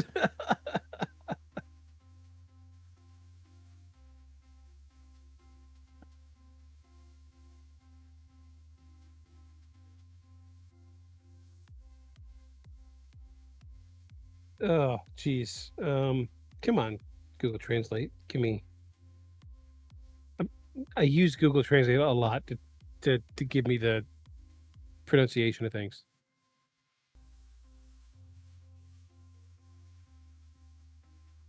Somnambulism. Somnambulism. Wow, that is not how our Somnambulism. somnambulism. Wow, I really somnambulism. Well, now that I see it, yeah, somnambulism. That's the technical psychological term for sleepwalkers. So you don't see sleepwalkers going up and interacting with things that aren't there. Somnambulists, that's the word I wanted to use earlier. Um, they would go through their motions like they would be during their day. So somnambulists would be standing at the stove in the kitchen, moving a pan back and forth like they're frying an egg, or they would be standing in the living room pacing with their phone to their ear like they're on a phone call. And Freud said that dreams are a way of the brain purging what happened through the day. So it's taking all that data, all that information that you collected through the day, and it's pushing it out. And the only way to flush it out of the brain is to dream. And it makes great sense. It really does. Like, go and watch 15 horror movies in a row and then go to sleep. You're going to dream about horror movies. Go and watch 15 movies about race cars and go drive a race car. Go to sleep, you're going to dream about racing cars. There's sound science behind it. And you're right.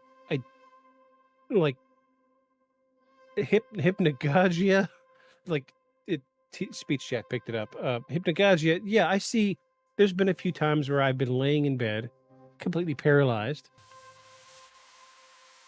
and acting out my dreams, or my eyes would be open and I see things physically in the space around me from my dreams, but I'm not getting up and talking to strange children with antiquated clothes at the door. I'm sorry. Psychologists, you try all you want. That's not what's happening here. It is not. It is not. So as our trust in institutions, neighbors, and media fractures, these children become the ultimate metaphor. The danger that asks to be let in. Whether real, imagined, or something in between, black-eyed children reflect something deep inside us. Our fear of the unknown, our guilt about ignoring those in need, or our suspicion that some doors once opened cannot be closed. They are the knock that we don't want to answer, the eyes we don't want to meet, the questions we are too afraid to ask. But what happens if we say yes?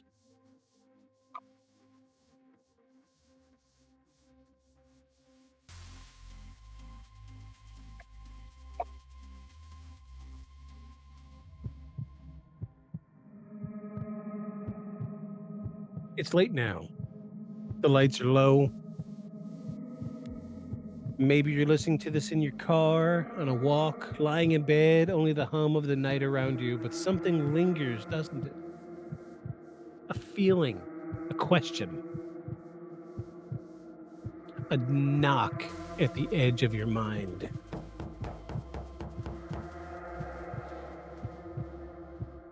You've heard the stories from Brian Bethel's 1996 encounter in Abilene, Texas, to the pale children outstanding standing outside that farmhouse in Adelaide, in Australia, to the ghost girl giggling through the trees in Cannock Chase in Japan. They show up with the same ask, the same voice, the same eyes that shouldn't be. And always that same question: will you let us in? Most stories stop at the threshold. The witness runs, the children vanish, the damage is done, but the line is not crossed. And why? Maybe it's instinct, maybe it's luck, or maybe we're only hearing from the ones who said no. Those who say yes don't come back with stories. No one knows what happens after the invitation, only that it's irreversible. The air gets heavy, technology dies, pets hide, illness creeps in, misfortune sticks like tar. And just like that,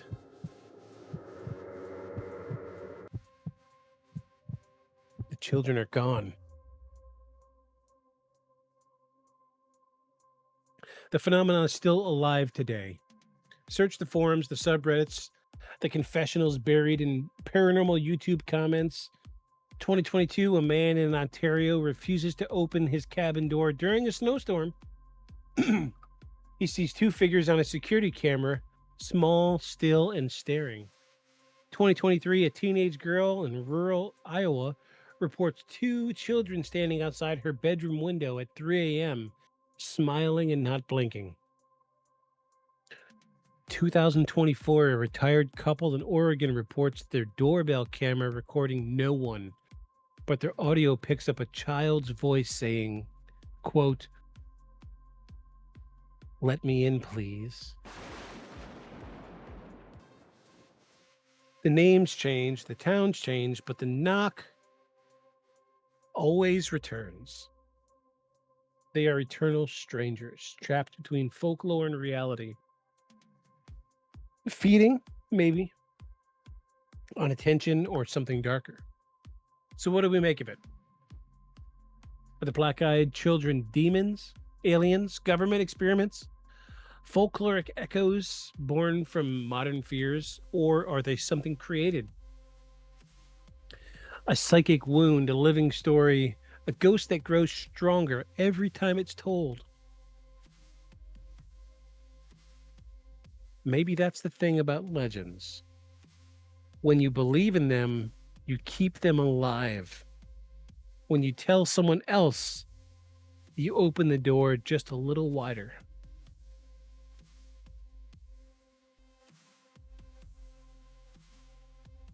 So now, dear listener, if you ever hear a knock at your door after midnight,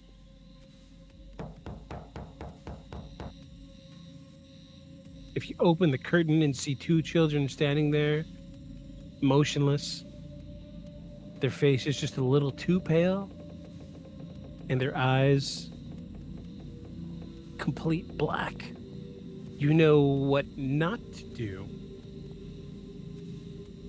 Don't open the door. Don't answer their questions. Don't make eye contact. And above all, don't say yes.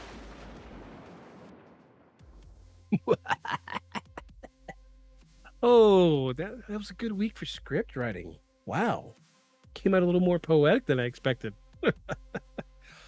Awesome. Awesome. Great. So we've come to the end. We've come to the end, folks. We've hit, oh my gosh, we hit our 2-hour mark on the nail. 1 hour and 59 minutes live. So let's talk about it. What do we think about black-eyed children? Let me throw this. Here you go. I'm not saying it's space aliens, right? But it goes without saying it's fucking space aliens. No, I don't think it's space aliens. Just as midnight strikes for me. Very well timed. Midnight? Where are you at? Are you I've got some friends in Australia, but I think they're mourning. I have no clue where you could be. Midnight. You, not the UK. Just curious. Just curious. So,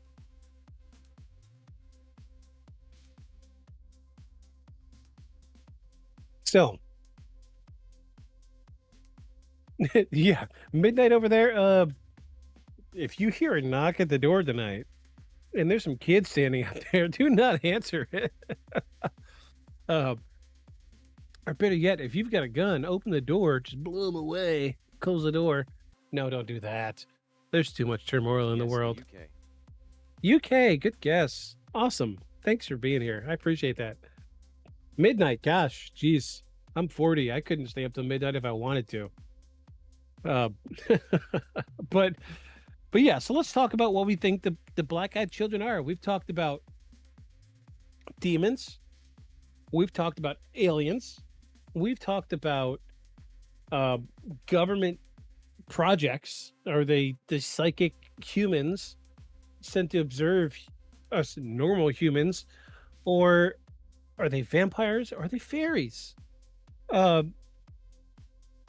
So I said earlier that I was caught between the Fae and vampires. So I'm going to lean towards vampires. But let me break it down. So we think about vampires in the traditional sense that they're bloodsuckers, they bite the neck, they do this, they Bela Lugosi bite the neck, curly claws. I don't think that's inherently true. I do believe personally that vampires come in more than one form. Sure, I do think there are vampires that bite the neck, do the Bela Lugosi thing, and turn into bats and all this other stuff. But I feel like we also have what are called psychic vampires. And psychic vampires, much like the show What We Do Beyond the Shadows, or what we do in the shadows. Yes, that's it.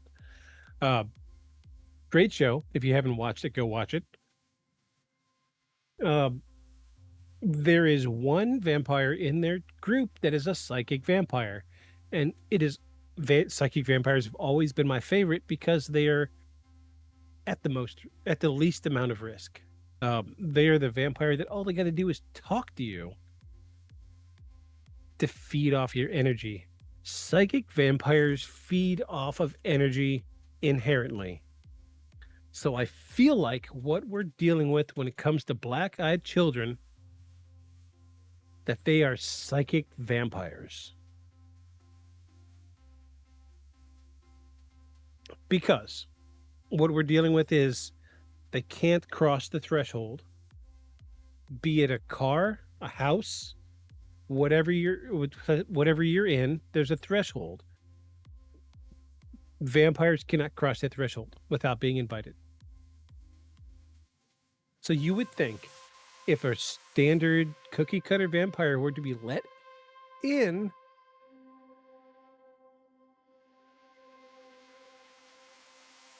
exanuation would happen. I love that word.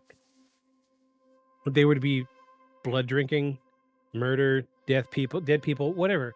And maybe these are the ones that we don't hear about because they are the ones that were let in. So let's say I'm a psychic vampire and I have a blood drinking vampire as a companion. I'm going to be a psychic vampire and I'm going to knock on your door but make myself look like a child. So as that psychic vampire looking like a child, I'm immediately causing psychological distress and emotional distress because of my appearance. And a psychic vampire would immediately feed off of that energy. But what if you let them in, you The say? more I think about it, the more it seems vampires, but also the more it makes vampires seem fake. The etiquette, the trickery, the use of children to lure, the mesmerism. Right. Yes, I agree. I agree with the Fae part of it. But I think it's vampires. So I'm a psychic vampire. I'm going to knock on your door, middle of the night. Ta ta ta ta ta. Please, will you let me in? I need to make a call. I need to wait for my parents. Here's the kicker. Here's the trick. I need to wait for my parents, right? So you're going to let me in. I'm going to feed off your psychic energy while the physical blood sucking vampire shows up. And once the child psychic vampire leaves, the physical blood drinking vampire shows up, drains the person, and that's why you don't hear about people that let them in.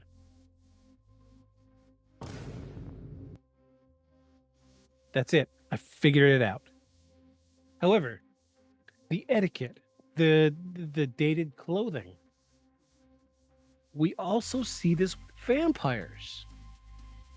We do. I feel like it was a really, really close race between Fae and vampires here. And I feel like vampires just took it, an extra mile more because there's more than one type of vampire and the type of feeding that they use. It seems like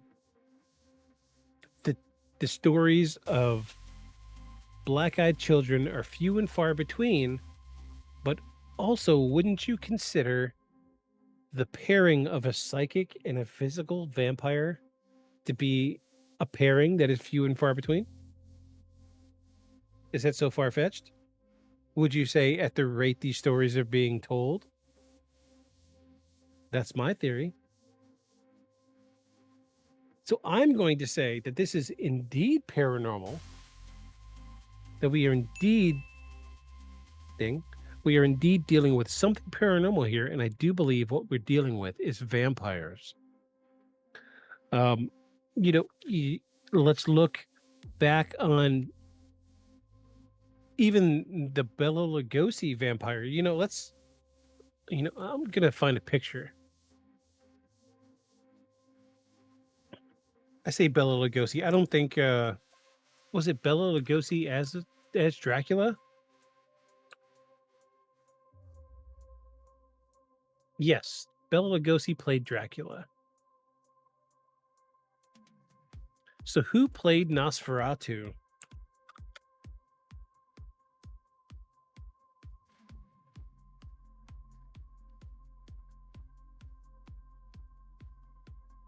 Oh, okay. I was gonna say, um, let's look at Nosferatu, but I had a specific, memory with the original Nosferatu having black eyes. Maybe I'm wrong. Um, but here's the kicker.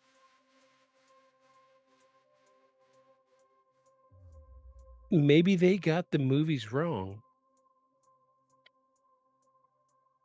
because Nosferatu was able to enter the house without being asked inside.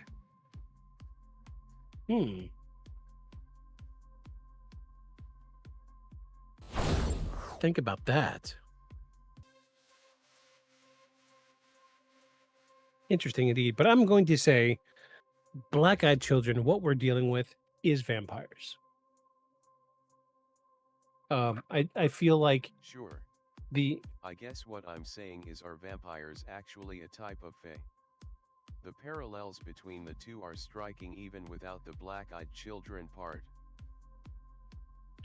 fantastic fantastic collection of information. We're gonna get to that. Hold on 2 seconds. My wife is calling my name. I gotta step away for just 2 seconds. Hold on.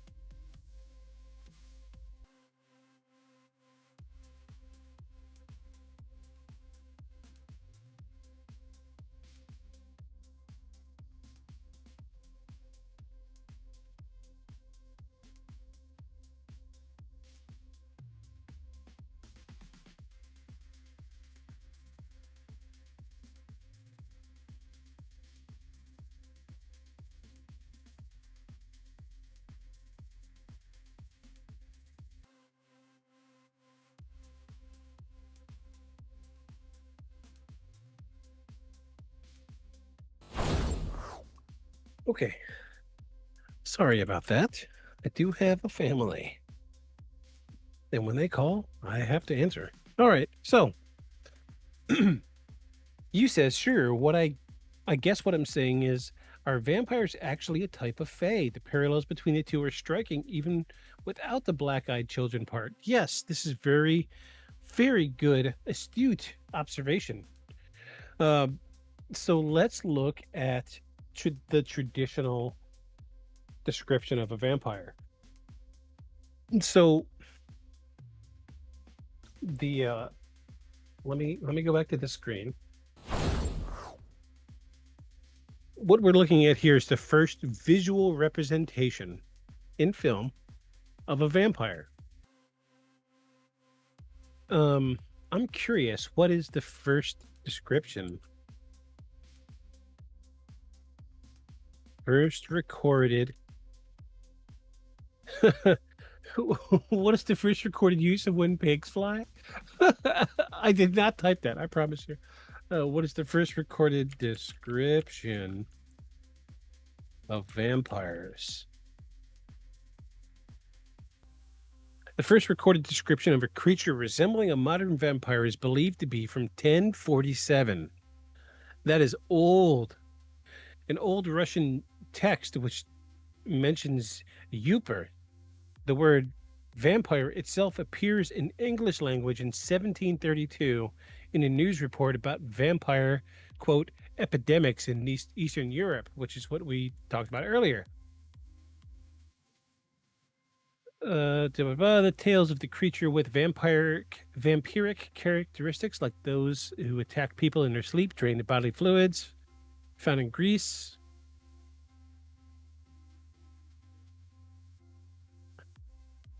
Largely rooted in Eastern European folklore, the Balkans, cited as a potential early example of a person described as a vampire in historical records, though he was referred to as a strijon, a local term for something resembling a vampire and a warlock. So I'm not seeing like descriptions.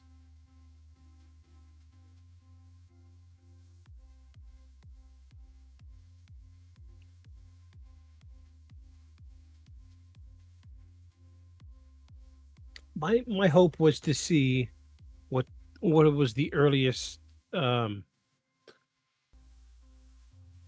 description of a vampire, because I want to see what they think it looks like. I think originally it was thought of as a devil.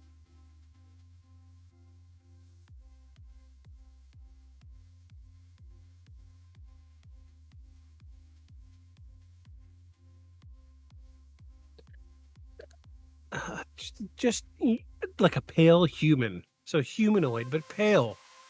Okay, so we're checking the box for black-eyed children, but we're also checking the box for the fae. So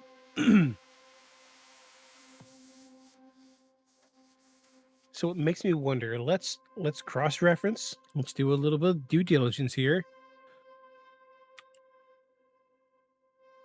Could the fae sprout wings? Yes, fey creatures, especially fairies, are often depicted with wings, and in some folklores, they sprout wings as they mature. The wings are vary in appearance, but often resemble insect wings, those of butterflies, and some traditional wings are a sign of their connection to nature. So let's say the description of the vampire was brought upon by some sort of physical interaction of the fae, but they assumed the fae were some type of devil, and through colloquialisms and through word of mouth, some creature who was associated as a devil but had wings turned into what we see as a vampire today. Because traditionally speaking, the fae also did a lot of the things that a psychic vampire would do.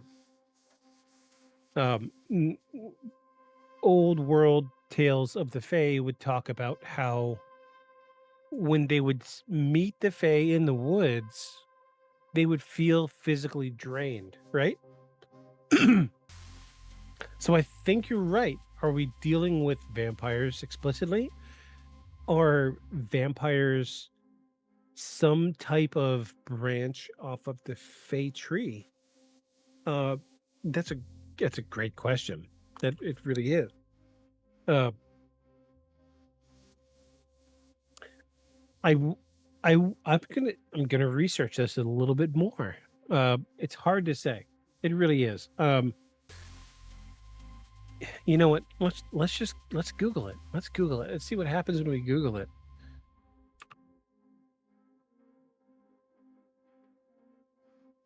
No, are vampires really Fae, or are Fae really vampires? Let's see. Are vampires really Fae?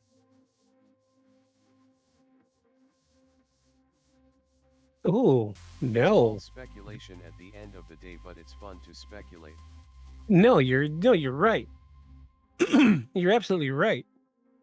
There's a lot of. Um, it makes me wonder. Like humans.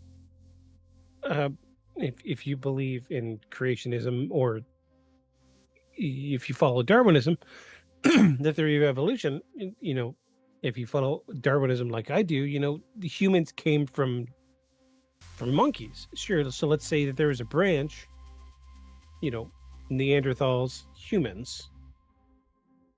Who's not to say that there was, some predecessor of the Fae and vampires, and they split. They're relatives, but they're on that same tree. Google says no, vampires and Fae are generally distinct creatures in folklore and fiction. While there can be overlaps and variations, vampires are typically defined as undead beings who feed on human blood, whereas Fae creatures are magical beings associated with nature, often inhabiting the other world. Okay, so they're very polar opposite of each other. So which is There are also banshees which seem to straddle the line between the two. yes.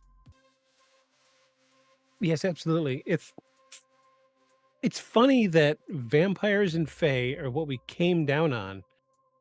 They seem to be so similar, but when you look at it in literal aspects, they are the polar opposites of each other, right? Vampires are undead. They feed off of the living humans, whereas fae are very much alive. They're very natural, so like undead, the inverse of undead would be a natural life.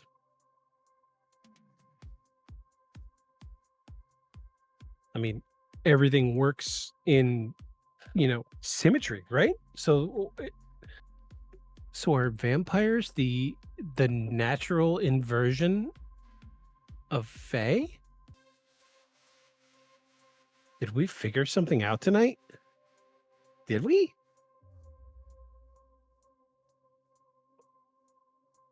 I don't know.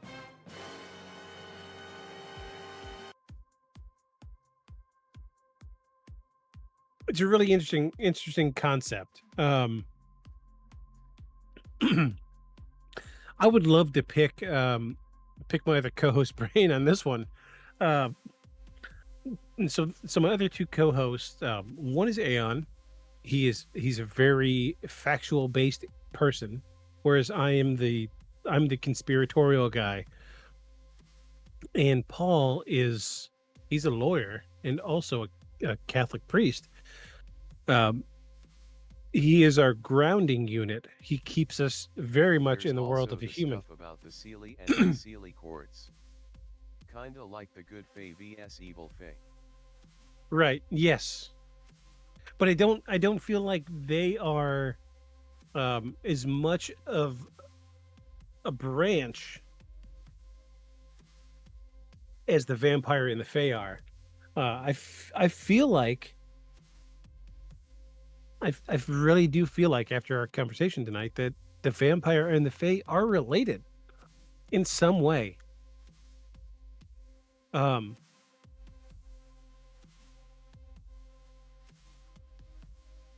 I don't know. I haven't been able to really formulate my perception about what I think what could have caused the split because my brain goes to natural selection.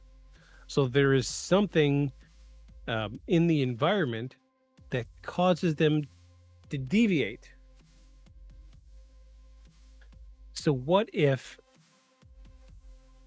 humans are the deviation factor? Maybe What comparable. if I don't know, just throwing out ideas. No, you're right. I think you're right. Corrupted Fae, hear me out. Maybe humans are the factor in their environment that caused them to deviate. So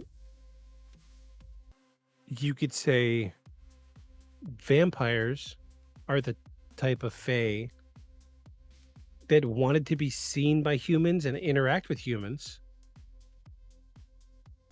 And the fae are the ones that did not want to interact with humans and wanted to stick to their natural roots. So like one became a perversion of the other.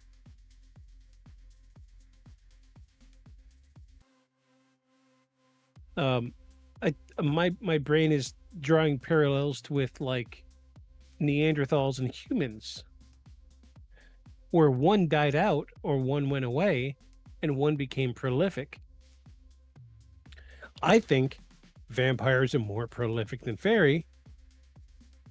So who's to say that trend couldn't translate over? I'm grasping at straws. Sure, I'm grasping at straws right now. But I don't know. It feels like a parallel. It really does. It really does. I'm glad for you. I'm glad you're here tonight. What a great conversation. It's good to have somebody back on the show tonight. It's been a couple months by myself, so it's great to have conversation with somebody.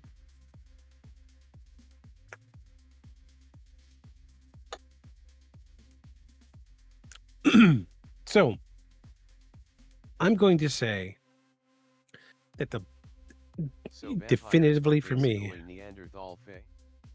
Cool idea. yeah. Do you see what I'm getting at? I'm glad I'm glad I'm not just rambling. That it translated okay. I do have a habit of when I'm drinking, I ramble. Um, it usually doesn't make sense, but you know, I'm glad it made sense. But no, this was a great school of thought. You know, it's a good thought experiment to have because what if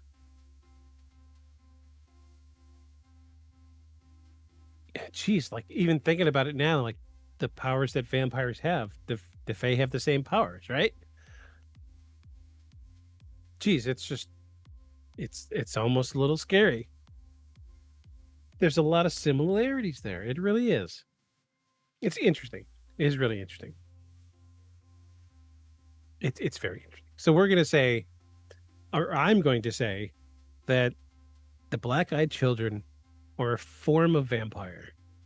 I'm going to say that the black-eyed children are psychic vampires, and the reason the people that interact with them but don't let them in survive is because once you let them in, they call to the physical vampires and they come and drain their blood. And that's why you never hear stories about those who let them in. And those who do let them in get sick and die.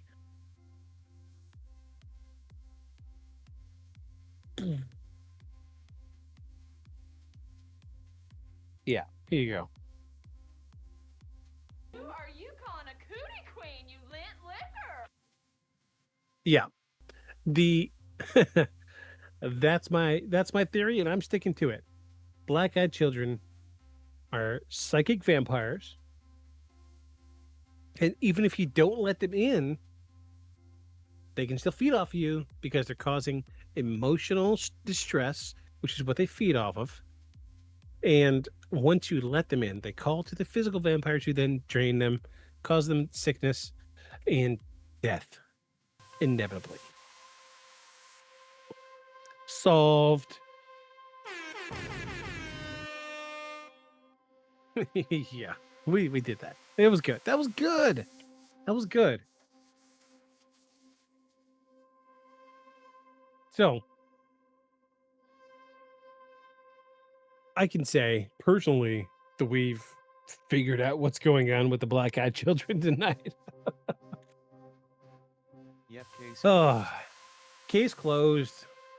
Stamp of approval. I need a big animation. Stamp. Yeah, we'll get there. We'll get there. This podcast is only a year old. We're getting there. So thank you, Lip, for being here tonight. I appreciate that. I will say, for those of you listening on Spotify, Apple Podcast, later on YouTube, if you have any questions, comments, any stories you want to tell about anything we talk about, feel free to reach out to us. You can email us at, hold on, let me get the email address because I always get this wrong. It was a lot of fun. It was fun. Thank you so much for being here. You can email us at beyondtheshadowspodcast@gmail.com. You're welcome to question, comments, whatever. We are on Spotify, Apple Podcast, YouTube, and we are live every Sunday evening, United States Eastern Standard Time, 5 p.m. So Lip, if you're here next weekend, we will be here next weekend. I don't know what we're going to talk about, but what did we do last week? Let me see what we did last week. I think we did UFOs last week. We did Skinwalker Ranch last week, so that was cryptid. And then we did Black-Eyed Children this week, so we're up for either a UFO or a good ghost story. You know what, Lip? Go ahead and you pick. Which one do you want, UFOs or ghosts? And we will talk about it next week. So thank you again to everybody listening. This has been the 1-year anniversary of Beyond the Shadows podcast. 1 year ago today. Any kind of Fortiana and I'm in. All right, cool. We will be here next week and we will talk about it. This is what we do every week. So 1 year ago today, we dropped our first episode, and I'm glad that we've made it. We're doing good. We get people like Lip, and I see Thermore popped in. Thanks for being here, everybody. I appreciate every single person that's watched or listened. You might not seem like you're doing much to help us, but I promise you, every single person that watches, every single person that streams, likes, and follows makes a huge difference for us over here. I do everything here by myself. I've got 1, 2, 3, 4, 5 monitors in front of me right now. I do so much, and I'm grateful for every single person that's listened to this podcast in the last year. And you know, one day at a time, everybody that listens is making my dream a reality, and I'm eternally grateful that I could sit here and talk about something that I'm passionate about, and continue to create something that's informative and entertaining for folks. So I'm going to get out of here, but before we go, we have a little closer that I want to put out there. Let me get some ambient music going. Here we go.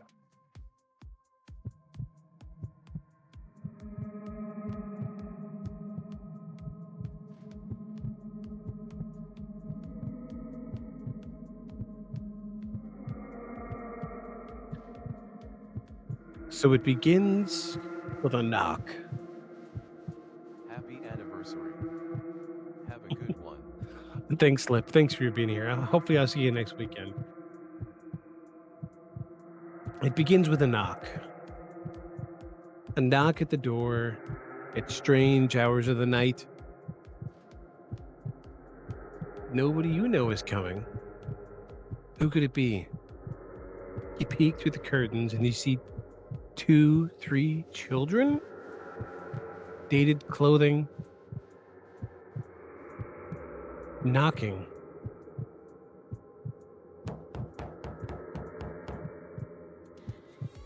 And you open the door. And the children are standing there. Let us in, they say. Let us in. We're waiting for our parents. Can we use the phone? They'll give any excuse to get in.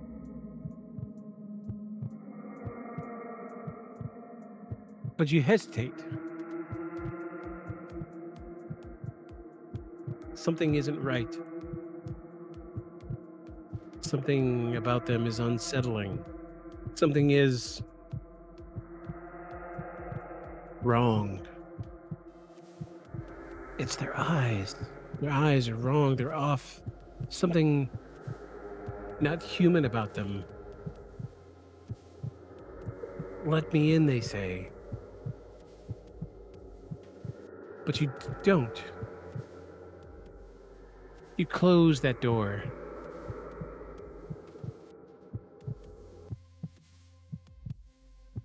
And you close that door to turn around and follow the shadows.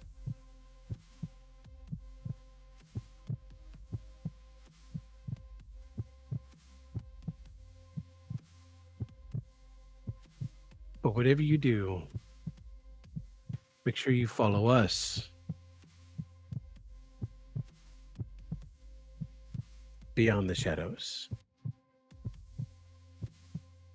Good night, everybody. A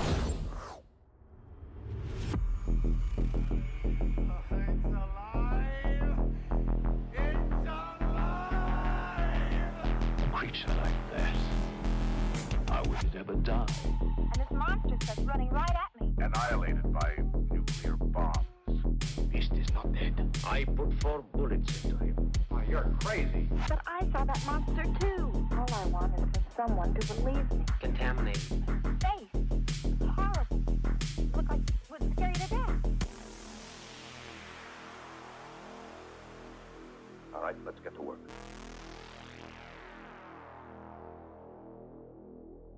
Beyond the